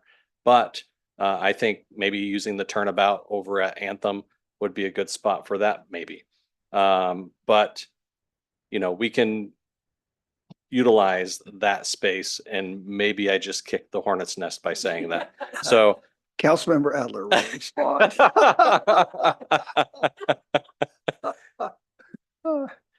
Yeah, Deputy Mayor King, thank you. Councilmember Dorr. Thank you. I see City Manager Kirkley and my question is going to be directed to him. when we were negotiating with Sound Transit, that was my Yeah. thing. I was not going to vote to vacate that street without the agreement for the lot, Right. and the garage, evenings and weekends. And can you clarify what that is? Yeah, so the development agreement had a provision in there that said that Sound Transit had to enter into an operating agreement, I think was the language for the garage. So Sound Transit has initially that did not include the surface lot. So that didn't include the surface lot to the north, I think, right? Is that to the north? Yeah, to the north. And then also the surface lot to the north of Main. And so right now the operating agreement is for the surface lot. We can go back and also then include the garage, which is open. So right now the focus has been on the surface lot, not on the garage. But that is something that is part of the operating agreement that we can go back and include the garage. That was the council's direction, that we have access, and Councilmember Johnson is shaking his head. That was what our direction was. In order to vacate that street, they had to give us access to the parking garage Right. on evenings and weekends. So that's disturbing that it's not included. Yeah, so the operating agreement, so yes, so the operating agreement does allow that to happen. What Sound Transit said is, what about the surface lot? And so the surface lot, which was not included initially, is now open to the public, which was not included initially. We certainly can go to Sound Transit and say, we also want to do the garage. It's part of the operating agreement. So it's not foreclosed, but the focus has been to try to get parking closer to downtown. And when staff was working on that, that was the intent of it. So is the agreement written so that they have to allow us that garage? Because The way I haven't looked, the way I believe it's written is that they will allow us to use the surface lot, which was not part of the original. So that's part of it. And then we can go back and include the garage if we need to. So that I'd have to go back and look at, and I can provide it to you. Can I ask a logistical question? I mean, they don't block it off on the No. weekends, so there's nothing preventing us from driving a car in there on the weekend. So technically, we would have no problem telling people to go there. Yeah, the rationale for it, just so you know, is that the data shows that people do not park in the garage. It's as we see, it's further away. And so when they presented the opportunity to start in kind of the first phase of using the surface lot, which is much closer, that seemed like a very viable option because people will use that as we see. So, but you are right, Mayor. The garage is open. People can go in there and park in it. We don't have a sign up to say, hey, come park here on the weekends, but it is open and is available to the public. It may not be a bad idea if you have 89% occupancy, which means you're going to have a lot of people circling around who can't find anything, is to have a couple of these sandwich boards, as Deputy Mayor recommends, that say free parking with an arrow. And I think you may end up having, 100 cars, 200 cars, whatever the case may be. Yeah. Take us up on the offer. Yeah, and I think that is one of the recommendations is better signage and working with Main Street on it. so how many spots did you trade? Surface lot versus garage? I don't know. I don't know.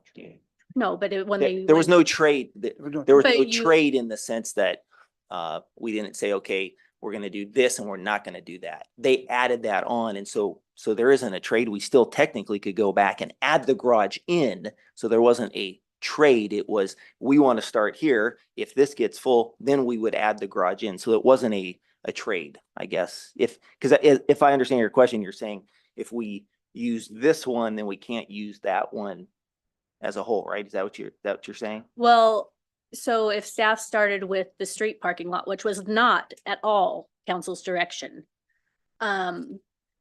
If they started with the surface parking lots, I want to know how many spots are in the surface parking lot as opposed to how many spots are in the garage. Yeah. I think, do you know how many that is? I was just checking our memo and it looks like the surface lot, not including the new surface lot, so the one next to the garage has about 350 stalls, while the garage itself has about 500 stalls. All right, thank you. Can I just boil that down? There's nothing that prevents us from using the parking garage or the adjacent parking lot. And that's 800 additional stalls. Correct. So we have to write a memo saying we're doing it, fine, but it's open now. And if there's no way it can be enforced to where it would prevent somebody from using it at those times. So keep that that arrow in your quiver. Okay, Councilmember Johnson. Thank you, Mr. Mayor. Good discussion. I've been sitting on here. I've heard a lot of things over the course of 8 years. A lot of details, a lot of topics, a lot of conversations.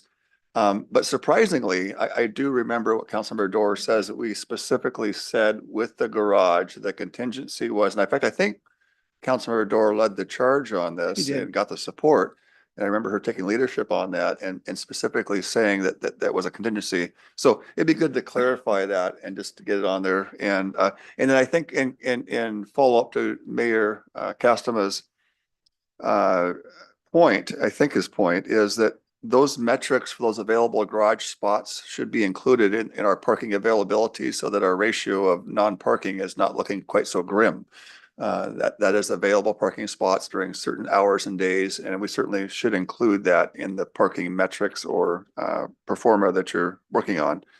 And then let's see, I do agree with, and I know that Mr. Johnson, our PR gentleman, is working with the wayfinders things, and so I think it'd be really good, and I'm sure he's got it in there. He's including some wayfinding for these city parking spots, with some specific hours that are availability on certain days for the sounder garage and surface lots to be included so that people can realize, oh, I can park there during this day and this time, and they don't have to feel guilty like, oh, am I going to get a ticket when I come out because it's not clear.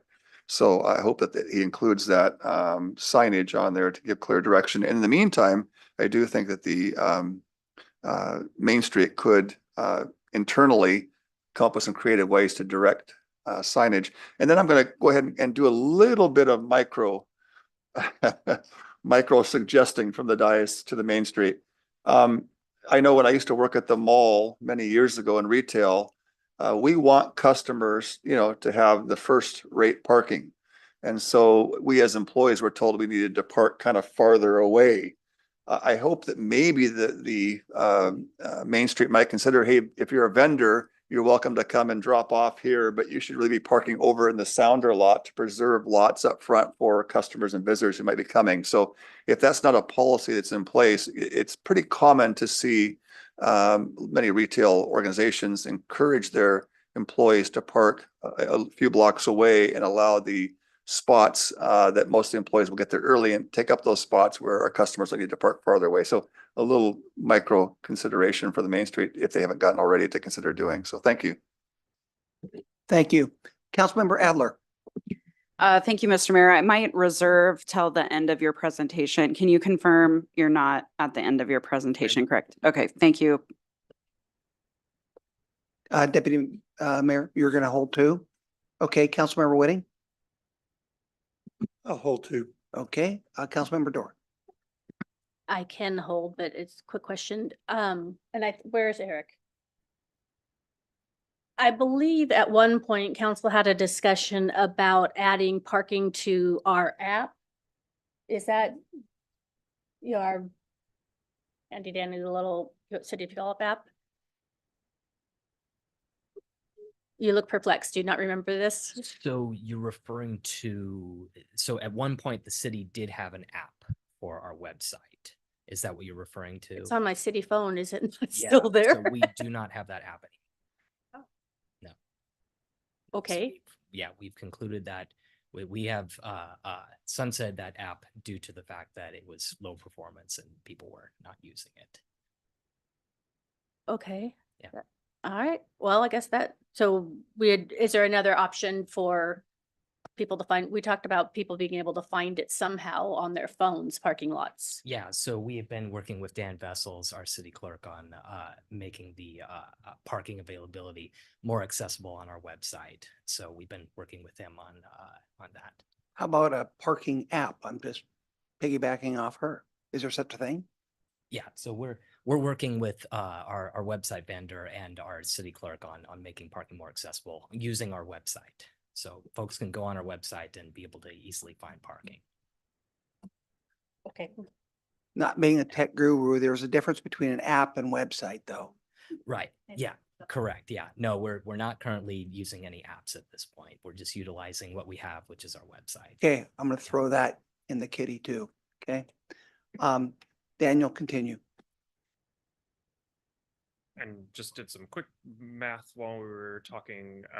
Do want to point out, even in that kind of yellow spot here at the peak of the farmers market, we do still have about 70 at least spaces available, even during the peak of the farmers market. So still plenty of parking.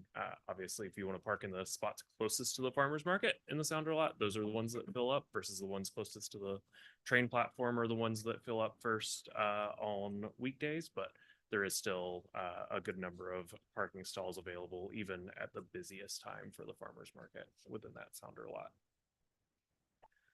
I think we covered this, but we'll think about how those percentages are shown. So summarizing the weekend for the pre-market Saturdays, low overall demand, more on-street than off-street demand as people are able to park a little bit closer to the business or the restaurant that they may be visiting. For the market Saturdays, obviously the demand is much higher and throughout the day. On-street parking tends to fill up first before the Sounder lot does, but there is still a good chunk of available parking within the Sounder lots. And the new Sound Transit garage and lot were minimally used. So again, kind of the everybody's key item when they're looking for parking is they want to park as close as they can. So they're going to fill up that surface lot first before they go for the garage or the new lot. Concluding the data portion, and then we'll get a little bit into recommendations. Weekday demand, obviously centered around Meridian, Meeker, and Maine around the noon time frame. There was low pre-market demand and high demand during the market on the weekends. And then we'll get into recommendations. So enforcement is clearly key for any kind of parking time limits. Without enforcement, you will see very quickly that people figure that out if they're not getting parking tickets on their window. I believe enforcement has been occurring and has been successful in keeping those time limits in check. Big recommendation here is to market the Sounder station parking, especially for those farmers market and other weekend events. As we heard, sandwich boards, information on the website, information on the farmers market website, I think would be key there. It's a little less obvious. We saw while we were out collecting data that people would circle around trying to find parking on street, and they would park on street even just as far as the Sounder lot is away. So just as much of a walk on street, but that was a little more obvious to them. So really need to share with folks that parking is available a little bit further away, or is available in the Sounder lots, excuse me. Other ideas, shared parking arrangements for underutilized business parking lots during weekends. So especially the banks tend to not have very many people parking on the weekends if they're even open at all. Those lots could be used for farmers market lot, parking or other weekend events if there was an agreement in place between the city and those businesses. We see that quite often with larger cities or places that have more of a parking issue is, do they open up their parking lot for paid parking or free parking outside of the normal times that business is open? So banks are a great example of that. As you start to get more busy and more full on your weekdays in particular, you might want to think about shorter time limits again, but that's not necessary right now. And this is a very much further down the road, but paid parking at some point in the future, if you're consistently over that 85 to 90% threshold that we see as kind of what we consider full for parking. But again, not suggesting that right now. I think overall, the downtown has more of a parking perception and a not availability, but parking obviousness, or being able to find the parking where people want to park. Okay, interesting. I'm gonna go to Councilmember Adler only because you took your name off and you have not had an opportunity to speak yet. So I will put you to the top of the queue if you'd like to ask, because I think, are you done with your presentation? Yes. Okay, Thank you, Mr. Mayor. I'm going to ask for forgiveness.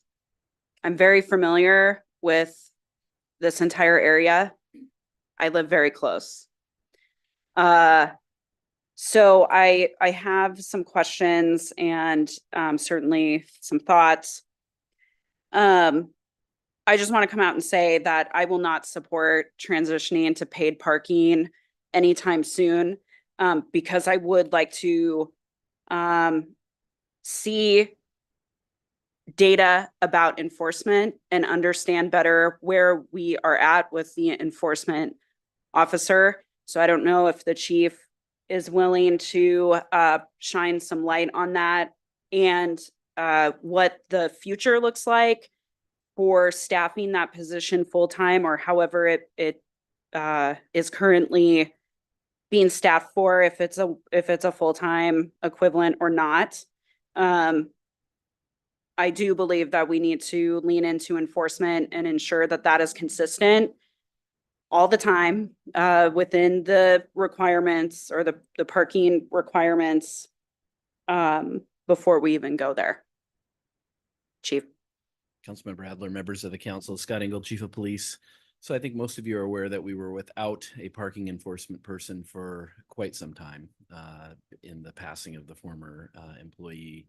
This summer, we have utilized a temporary person who has been working anywhere from 4 to 5 days a week since the start of June and will be with us probably through the first week of October. As of yesterday, I am pleased to say we now have hired a permanent parking person for the foreseeable future from within the department of someone who is essentially retiring / resigning from a position. So that person will start training with our temporary person and the rest of our traffic unit in September. The parking enforcement person's focus this summer has been on downtown time parking, as well as some of the neighborhood issues that frankly and candidly got away from us while we didn't have anyone. I would tell you that I agree with the presenter very much that folks knew we did not have a real good handle on parking for quite some time and certainly took advantage of non-enforcement. We are absolutely seeing compliance, especially since June 1 when we've had that temporary parking specialist out there. We know who the violators are and they certainly know when our person is not there, but we are absolutely seeing compliance. And I do agree that to have effective timed parking must be joined at the hip with enforcement activity. And we're also seeing that across our city timed lots as well. So we are in a much better position today than we were 6 months ago in terms of enforcement for sure. Thank you. I know that the loss of the former enforcement officer, which I am sorry if that's not the right terminology, but those are awfully big shoes to fill, and I recognize that. So thank you. I would like to see data on enforcement violations and what that's looked like over the last year. And I do agree with you that there folks were definitely running wild, if you will, or parking wild, and definitely taking advantage of the time where just because of awful, unfortunate circumstances, there was no enforcement. And I am very aware of that. So thank you, Chief. So I'm a little concerned about the data collection. And while I very much appreciate the focus on the Saturday market and the influx that brings, because no doubt the demand is high and frankly, we don't have the infrastructure to meet the demand. But I'm concerned because, and I recognize you were working within a time frame that, was set previously. So the market kicked off this year on April 20th. So it seems to me that collection didn't include more than one market Saturday. It looks like collection was only on the second Saturday of the market, the 27th. Collection didn't include more than one date where the spray park was operational, which I will tell you is a heavy burden on our downtown parking. And then I'm just concerned because the data does not reflect the summer high time, right? So it doesn't reflect the spray park. It doesn't reflect the night markets. It doesn't reflect concerts in the park. I am wondering about 2nd Street Southwest. I see that timing was left off of 2nd Street outside of Anthem. We do currently have signs enforcing, or not enforcing, but rather there are time limit parking placards there. So I see that it was left off. So perhaps that just means that the 2-hour would stand. This area in general, and yes, it is true that I do live very close to here in the condos, but I will tell you that I am a 1-to-1 ratio. I am a single person living in a unit, and I have 1 vehicle and I have 1 stall. The fact of the matter is, as much as I would love to see increased transit-oriented development and folks utilizing transit, there are still individuals that will forever have 1 unit and more than 1 car. And we can see that right out here outside Pioneer Park on both the south and north side, right, with the multifamily residential buildings that we have, which brings me to, I would really like to see some consideration of increasing the time limits around these residential buildings, because I am sure that at some point we will see similar development, or I hope so, increase to 8 hours. Or there needs to, I would like to see some consideration or thought of how can we make that work. There are people in my building right now that have 2 vehicles, and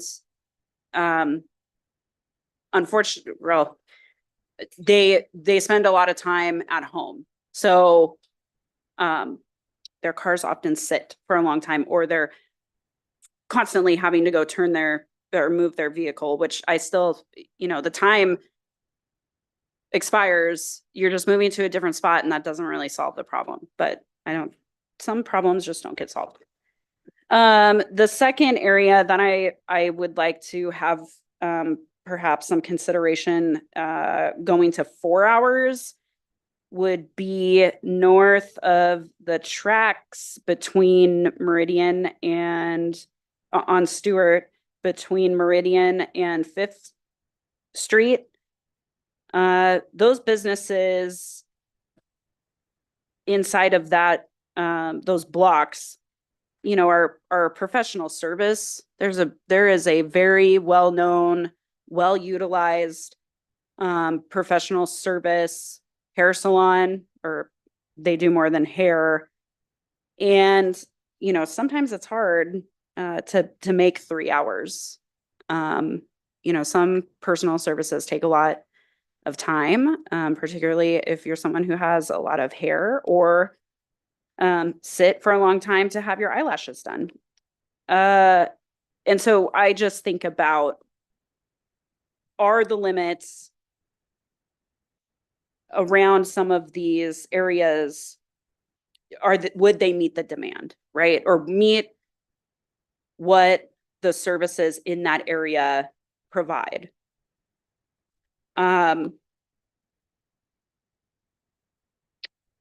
think that is it for me. I appreciate the hard work. I know that this is a tough nut to crack. And I look forward to continuing the discussion. Thank you very much. Deputy Mayor King. Thank you, Mr. Mayor. I echo what Councilmember Adler said. I appreciate the work that's gone into this. However, just a couple questions regarding the off-street parking number that you have here, the 1,641. The Sounder parking is marked at 966. Is that part of that 1641, or is that an addition? That is part of that. So with Part of it. and I apologize, the version that you got may not be quite the same as what I presented tonight, but we tried to make that a little clearer. Okay. And that the 966 is a subset of that 1641. So the majority of the off-street stalls are in the sounder lots.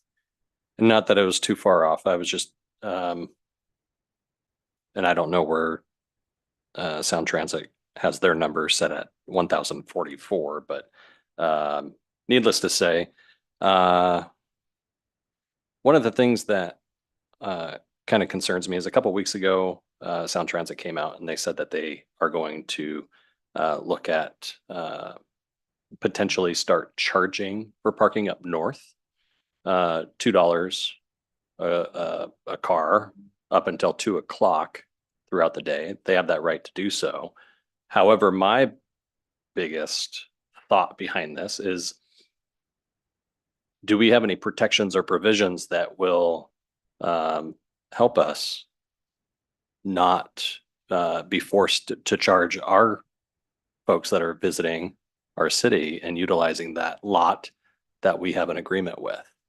And so I don't know if that would go to the city manager or the attorney for that question, just as a thought. You don't have to answer on it now, but just as something to ponder. They are talking about that. And if it's starting up there, eventually it's going to come down here. So I hope it doesn't. I'd be against it, but something to consider and something to make sure that we're protected from. With that said, I think he answered all my questions and I appreciate it. And hopefully we can find a common ground to move forward. Thank you. Councilmember Whitting. Yeah, we have had some discussions recently about traffic flow around Puyallup High School, and I notice you've got, although outside of your study area, that there's some suggestions regarding time limits. Could you expound on those a little bit? Yes, Councilmember Whitting. So the original focus of this study was just the downtown area. Over the last several weeks, the city's heard some of the concerns of residents in that area. So in speaking with City Manager Steve Kirkley, what we've done is to be proactive. We've actually added a few sections. Nathan, can you pull that document up for me?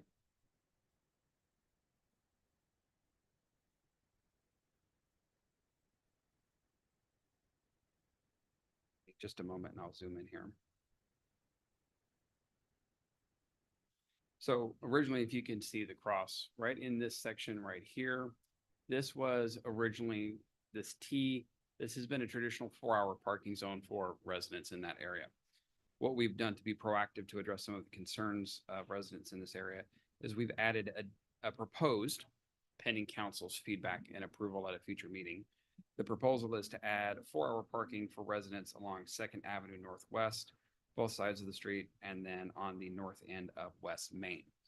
After speaking with Chief Engel earlier this year when we were doing our evaluation of this in phase 3, after he discussed it with the school resource officers, we've also presented the proposal to add 4-hour parking here along 9th Street Southwest and 7th Street Southwest, the south side of West Pioneer and the north side of 4th Avenue Southwest. So that would be our proposal.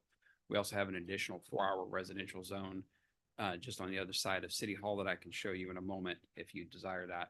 And when Daniel is done with his presentation and answering your questions, I will address council as to my proposal on how we can utilize enforcement in this area using new technology that my office has, and then another proposal to address one of Councilmember Doerr's questions in conjunction with Eric on availability of parking and how residents can easily find that in the future using our website.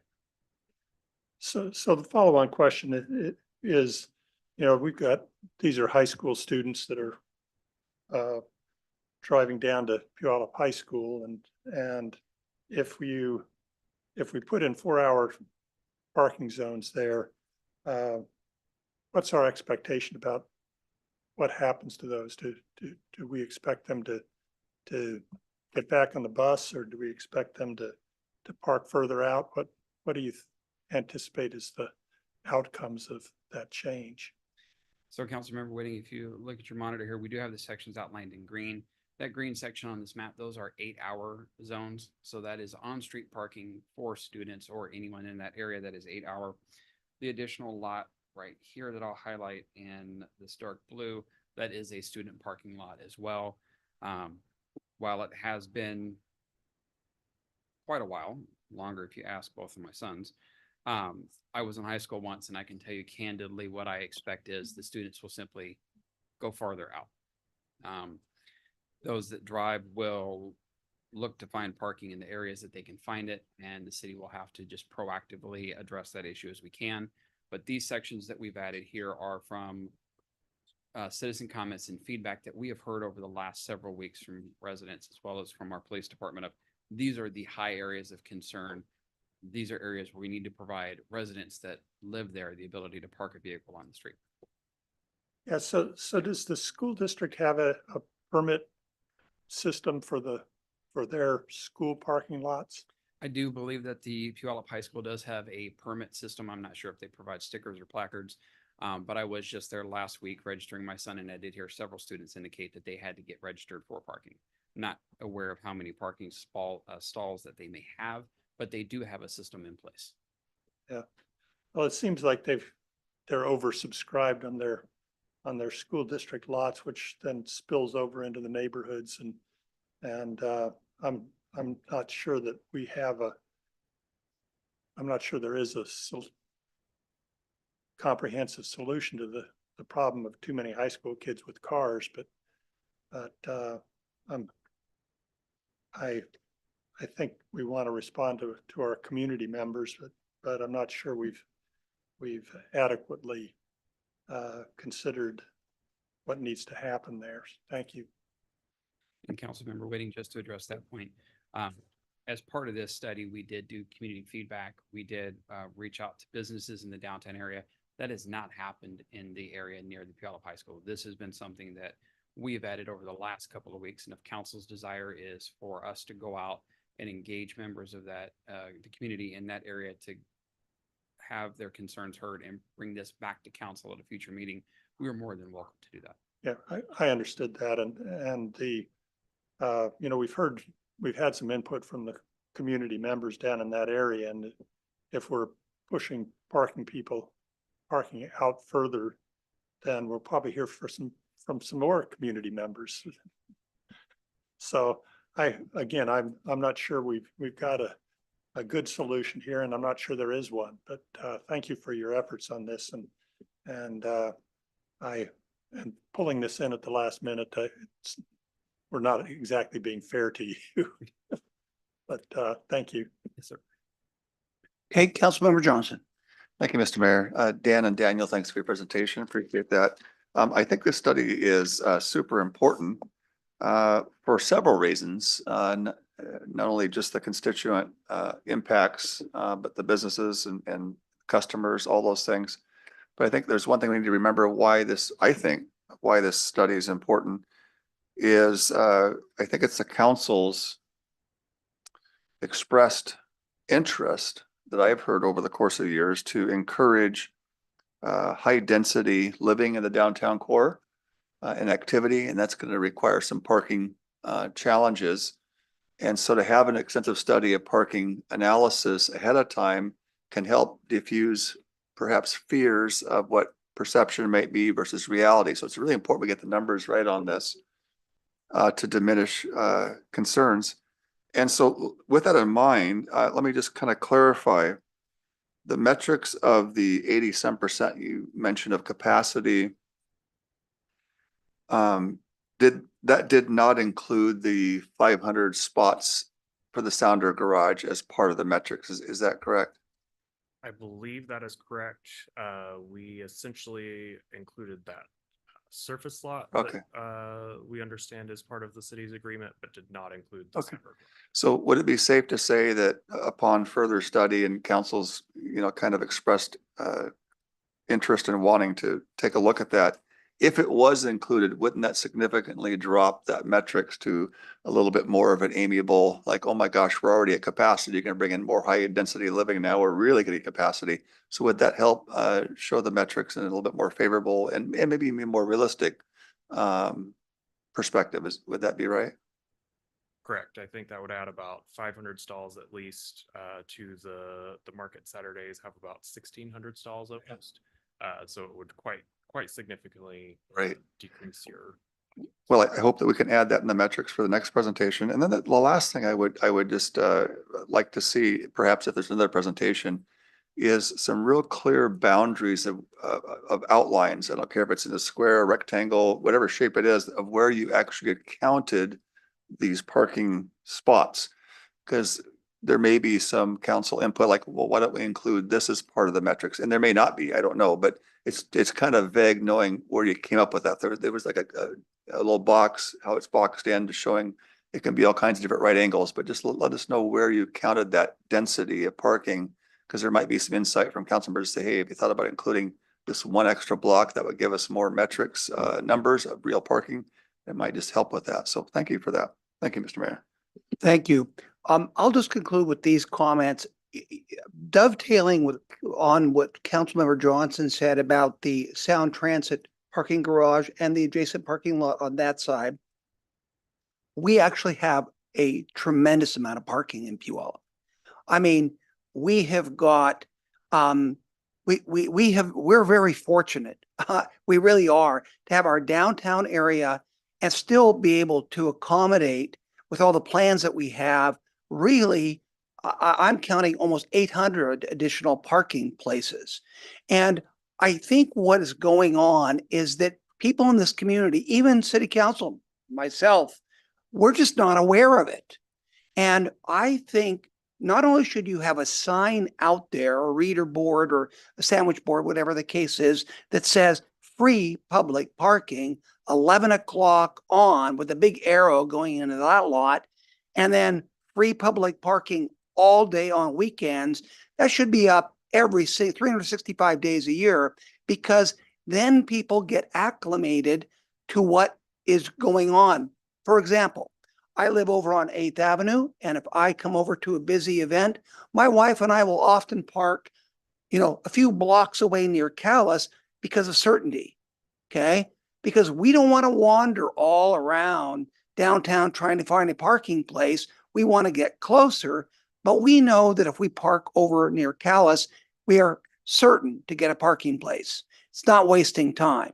Well, if people in this community knew that you could get free parking over here, 11 o'clock on, and on weekends, you get free parking way over there at the other Sounder parking facilities, or the one right next to the railroad track, the older one, they would just go straight there, save them a lot of time. But frankly, people don't know.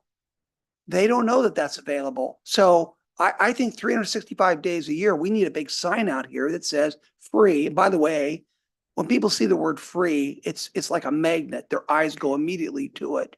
So you have to have free out there.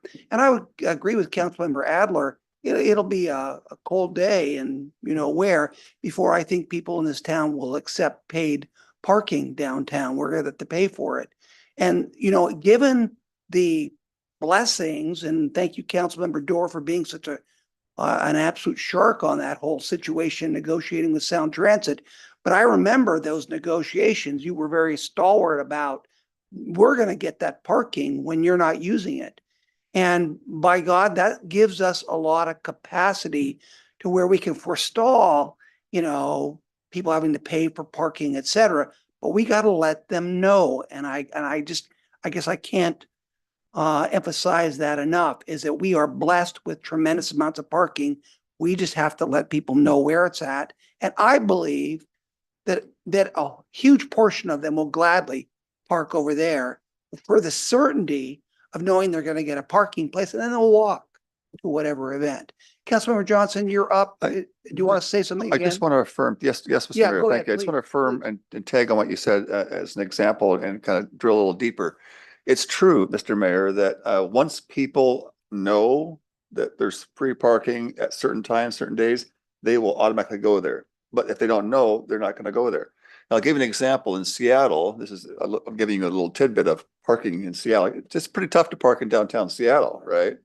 But word on the street is Amazon opens up all of their buildings. It's all beautiful underground parking, free after a certain period of the night and then all day on weekends. So when I drive down, I get free, beautiful parking on weekends, and I'll go and I'll walk 3 blocks to work. So, but I wouldn't have known about that had I not heard about word on the street. And then once I got word on the street, then I looked in the signs in the garage. Oh, it affirmed it. So once they get some signage on some free parking and they know, they'll be drilled onto that. Second thing is I do want to tag on to Sound Transit potential. And I know it's not on the docket, but Deputy Mayor kind of brought up a subject matter that's a little sensitive to me.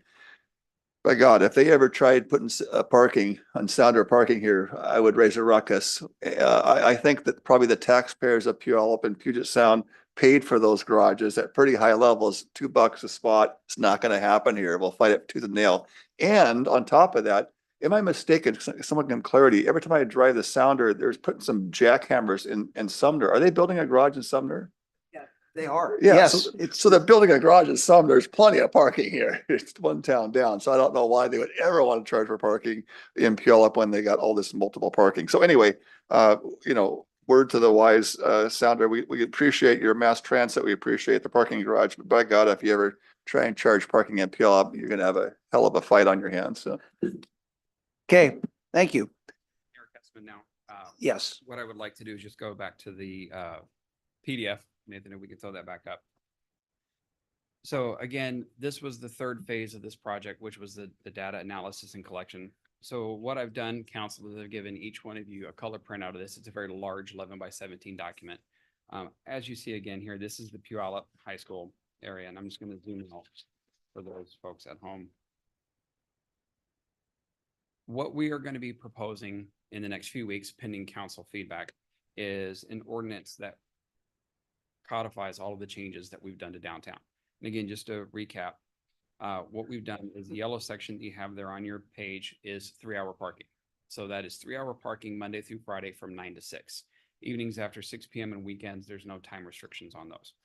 Along that yellow line, you'll see certain areas of red. Those are 15-minute parking zones. That is what we heard from the businesses in the community of, we would like to have somewhere we can pull in real quick, either have Uber drivers pick folks up or Uber Eats drivers pick up food, Amazon deliveries, build those in along Meridian. And that runs from River Road all the way down just to the south of the Safeway here. We do have some red areas. These are the 15 minutes. So as Councilmember Adler pointed out, right across from Anthem here, we have a 15-minute across the street. We also have 15 minutes in front of the Puyallup Police Department Safety Building. What we're proposing is a change along 4th Street Southwest. The blue line there, you'll see that is Police Department parking only. So we would like to make that change.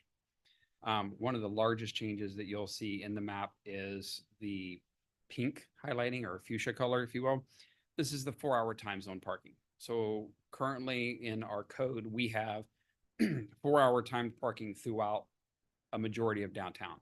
This was something that was put in years ago to address the concerns of the Sound Transit riders parking their vehicles in front of homes, preventing citizens from being able to park in front of their own home. As part of this program, we've done this evaluation, we've worked with PD, and we don't believe that that area or those timed parking zones are as necessary as they used to be, with the exception of a few areas.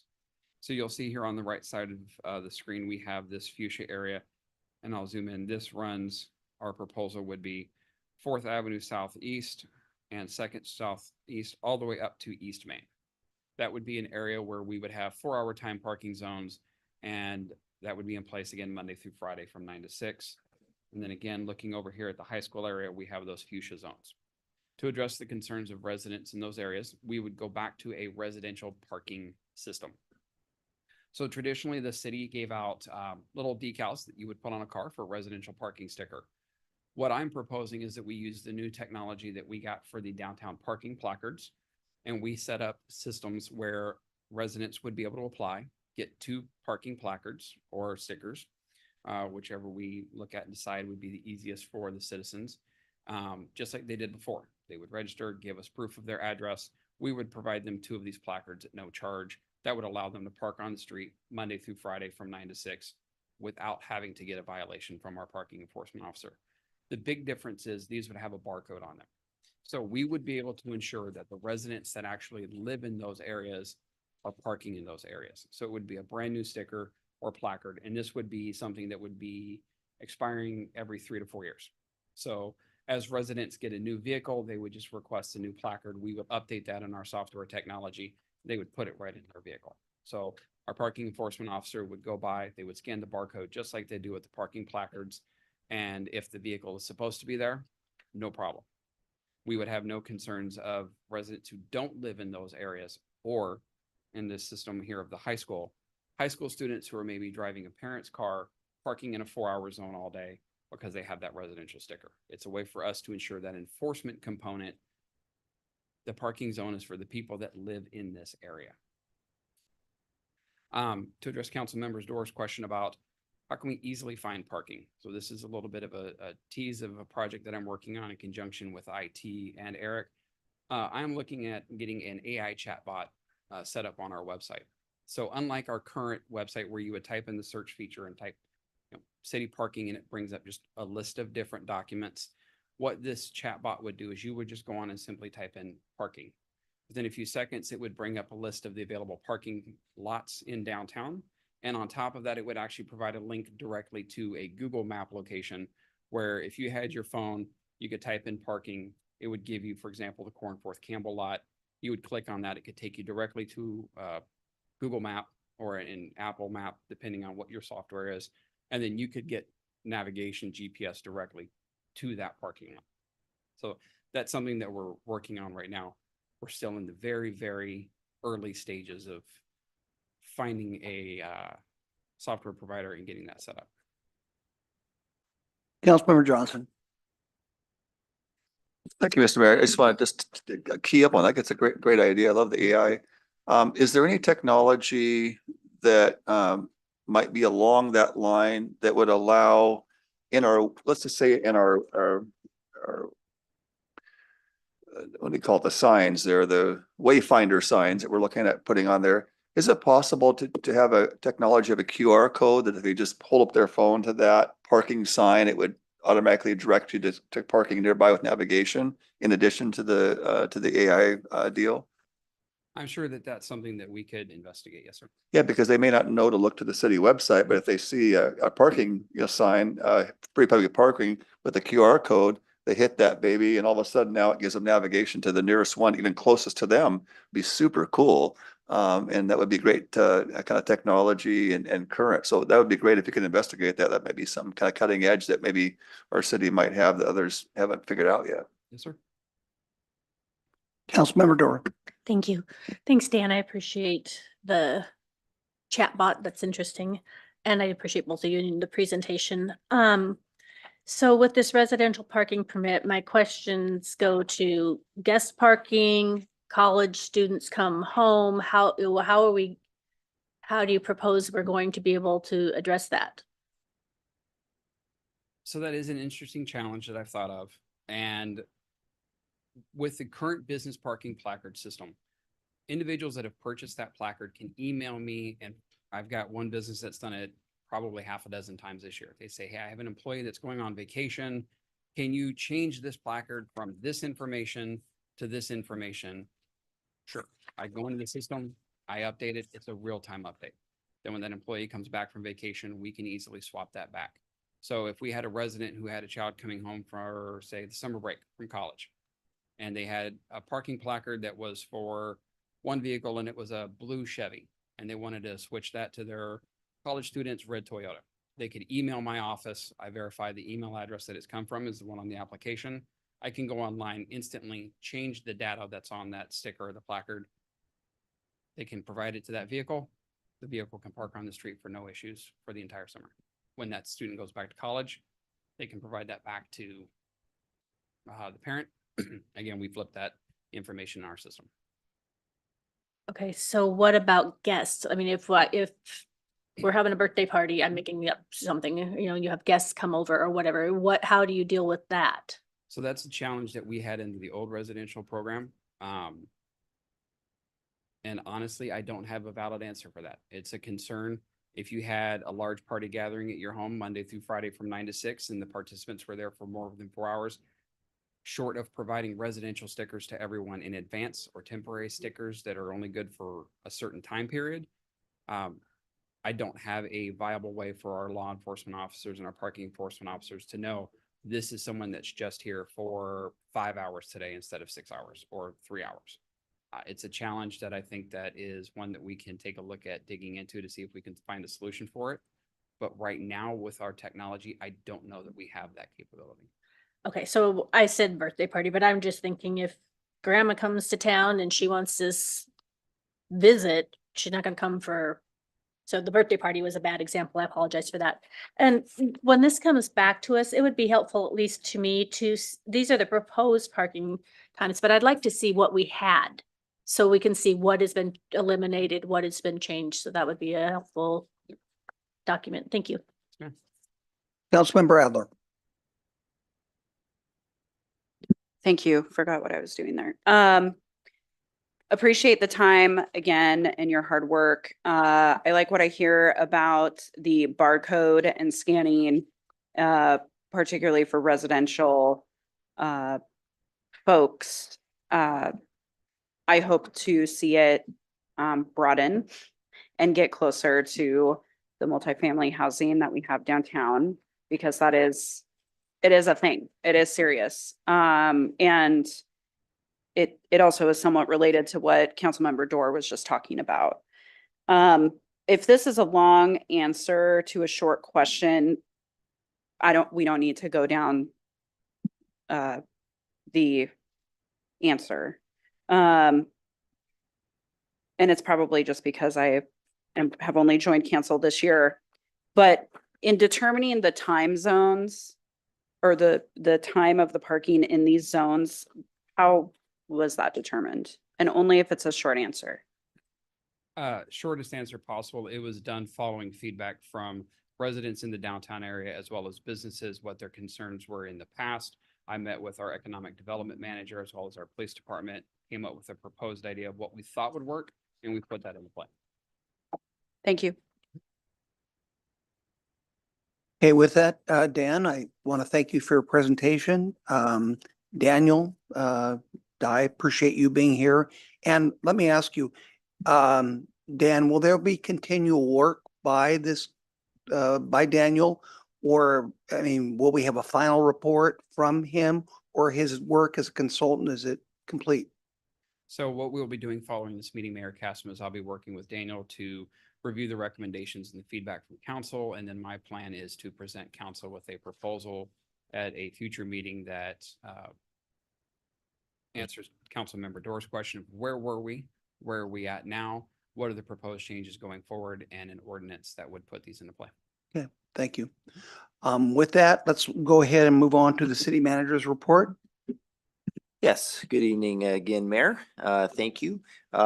Just a couple items. First of all, the Puyallup Police Department One Puyallup event is tomorrow night at 6 o'clock in Pioneer Park. So it'll be 6 to 8. This is Puyallup's own version of forgetting the name of the National Night Out. Thank you. National Night Out. So this is Puyallup's own version of that. So it'll be from 6 to 8 on Wednesday, tomorrow in Pioneer Park. And then for your next meeting on September 10th, there's not a meeting next week. So on September 10th, right now, preliminarily, we have Judge Beal coming to do a state of the court presentation. There will be a presentation update on the Good Samaritan EIS. Planning staff will be doing an update to you on that.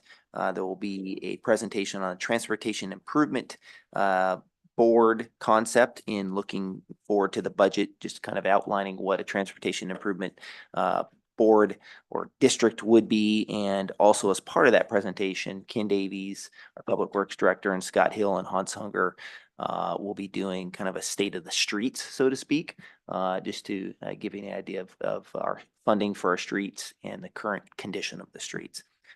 So those are the main items. There might be a few that get added, but at that point, this is your agenda. And there is an executive session tonight. Thank you. Tonight? Oh, So let's go ahead and go through council reports. I'm going to start at the far end with Councilmember Johnson. Well, thank you, Mr. Mayor. Yeah, a couple of things I wanted to mention. One is I really appreciate the proclamations tonight with WSU and the Western Washington State Fair. And I learned a little new gem about our town that, if I understood correctly, that we are host to the biggest fair in the smallest city in the United States. That's pretty cool. I mean, you think about that ratio, it's, and I always describe Puyallup in this regard, we're kind of have a small town feel, but we're a vibrant town that's alive and well. It's not, you think of some small towns, they're kind of like dying or shriveling on the vine. We have this small town feel, but there's just a lot of buzz and activity going on. So anyway, with that being in mind, let's support the fair and participate and attend. And we got a lot of great concerts this year. I'm hoping to get to a few of them. Steve Miller Band, Foreigner, Alabama, Toby Mac, a few other ones. So get out there and see the rodeo and see the concerts and enjoy the small town feel of a nice venue there. Speaking of that, we have the last Concert in the Park series coming up this Thursday. I think the weather is going to cooperate this week. I'm looking at the forecast, and I'm not sure if the Parks Department did this intentionally, but they may have saved a very special one at the very end. There's a group called Mr. Pink, if I recall right, and they have some really, I think they're a very well-known band. I've heard of them quite a bit over the years. And they have kind of an interesting mix of dance music. So it's not just 80s dance music, but they do what they call the millennial mashup remix. And so they have a little bit of Bruno Mars and some Earth, Wind and Fire and all these kind of modern and kind of stuff kind of flowing together. So I think it's going to be a packed park. And I think Deputy Mayor mentioned a couple of weeks ago, we had how many people did you anticipate there? 3,000 people. So I think this Thursday could be the big send off here. So I'm looking forward to that. And anyway, I would also, for those in our faith-based community in our city, as we enter into, kind of an election year, there's a lot of turmoil going on, a lot of opinions, a lot of hot topics. And those that believe in prayer, that would choose to pray for our country, pray for our city, pray for our state, our region. Pray for however you want to pray, but some of the prayers I would be praying for is that we would have open minds and that we would remain civil and respectful to one another as we recognize that not everyone sees things the same thing that we do, but we want to be respectful and have our eyes and minds open to truth and direction. So, and lastly, I forgot to say hi and thank you to your reminder. I want to say a big hi to Marla, who watches our council meetings, and God bless Marla. Thank you. Thank you, Councilmember Johnson. Councilmember Adler. Thank you, Mr. Mayor. And thank you all for your support of College Appreciation Week, and in particular this week, the WSU Puyallup Research and Extension Center. Thus why I'm wearing a WSU shirt. I did not go to WSU, but I come from a family of Cougs. I'll quickly mention that my sister, I have one sister, one sibling, a sister, and she went to WSU, and she was at WSU the fall of 1997 into 1998. She tried out and made the Pom Squad, which is their cheerleading team. She takes after the Adlers. She's very tall and thin and athletic. And that was the first time in 50 years that WSU made it to the Rose Bowl. And so she had a really great career. And I was 8 years old at the time, and have very fond memories of WSU because of that. And certainly had a lot of friends that graduated from Puyallup and went on to Wazoo. So I like to think of myself as an honorary Coug. I will be there on Saturday to watch the big game on the big screen in the VIP tent at the Washington State Fair. And I look forward to our community coming together and celebrating in this new, unique way, while appreciating, elevating, and also independently celebrating the Puyallup campus.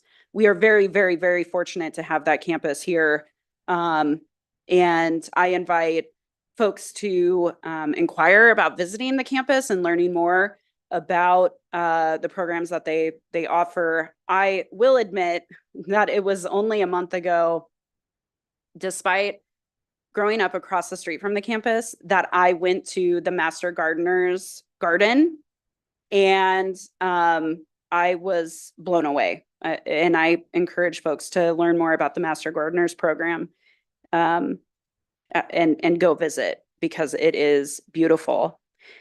We will be doing a College Appreciation Week for Pierce College Puyallup, likely in April 2025. And it may just coincide with the spring fair. So you see, we got a theme going. I would like to send good luck and good vibes to all the students throughout the Puyallup School District. Back to school is September 4th, a week from tomorrow. Sending well wishes to Councilmember Gilliam, and I know that it's going to be a great year. I hope that in the future, before the end of the year, perhaps on the theme of parking, we can have a fair parking review with the changes that were or are being implemented for this year's fair. And also would love to see a presentation at some time in the future related to the Metro Animal Service. And finally, do the Puyallup. Thanks. Cool. Councilmember Adler, I've just got to ask you, you have something in front of you. If the camera could go back, is that like a Mr. Potato Head? Or could you explain that to me? This is Big Washington, and Big Washington is a Sasquatch. Oh, I apologize. Sorry. It was an odd looking potato, I have to admit. And Big Washington is the Washington State Fair's mascot. And I purchased this bobblehead a few weeks ago as part of an auction item that I won. And this special bobblehead was for the opening of the Washington State Fair History Museum, which is under the grandstand, which opened in 2022. So okay. Well, thank you. Very kind of sort of handsome, I guess, from a certain perspective. Let's see, Councilmember Gilliam. Thank you, Mayor Castleman. Wow.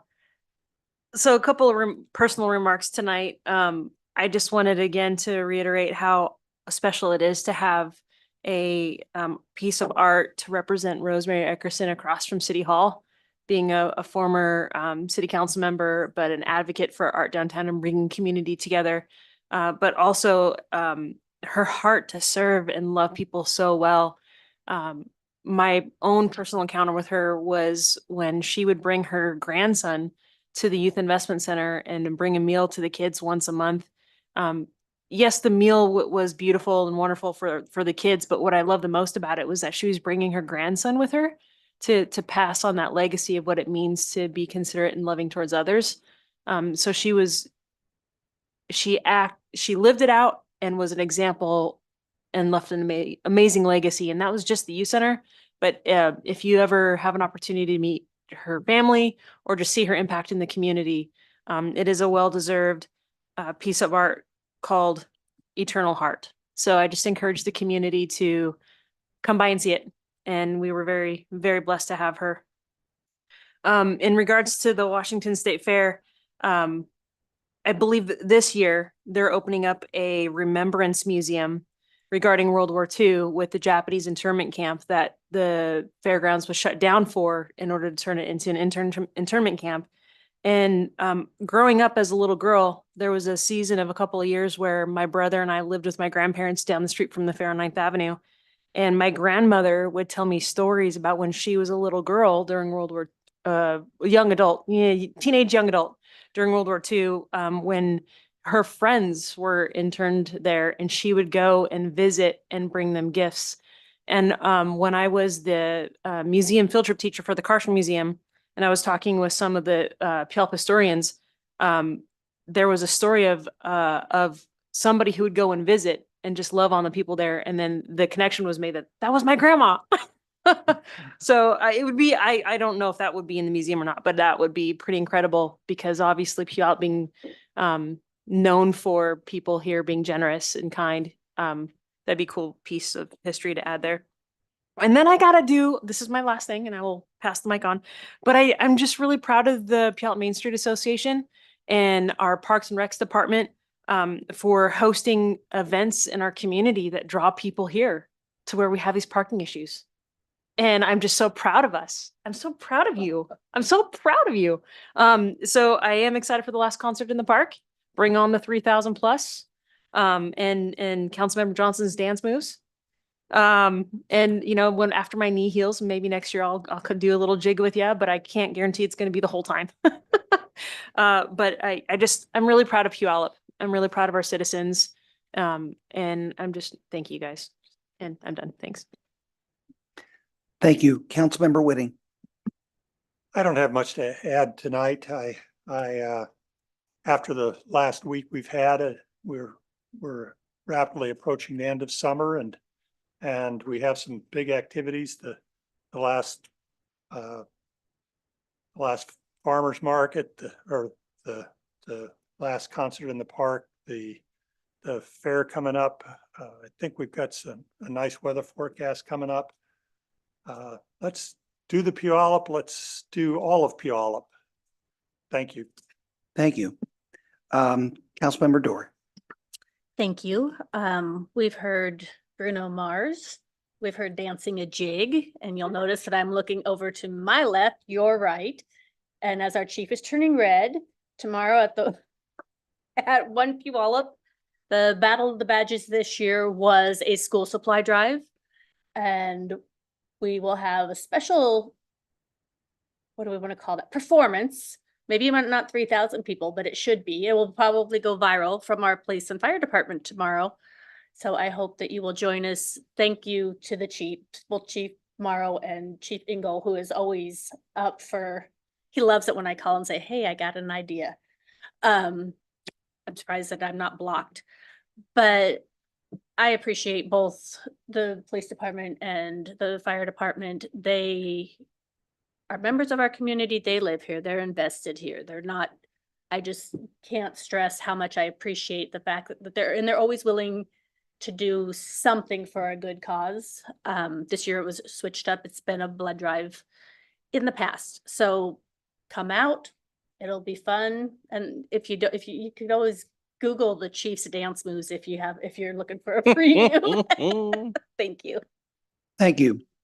Deputy Mayor King. You had me at Deputy Chief, or excuse me, Chief Engel's dance move, sorry. Got me all discombobulated for a moment. Okay, collect my thoughts.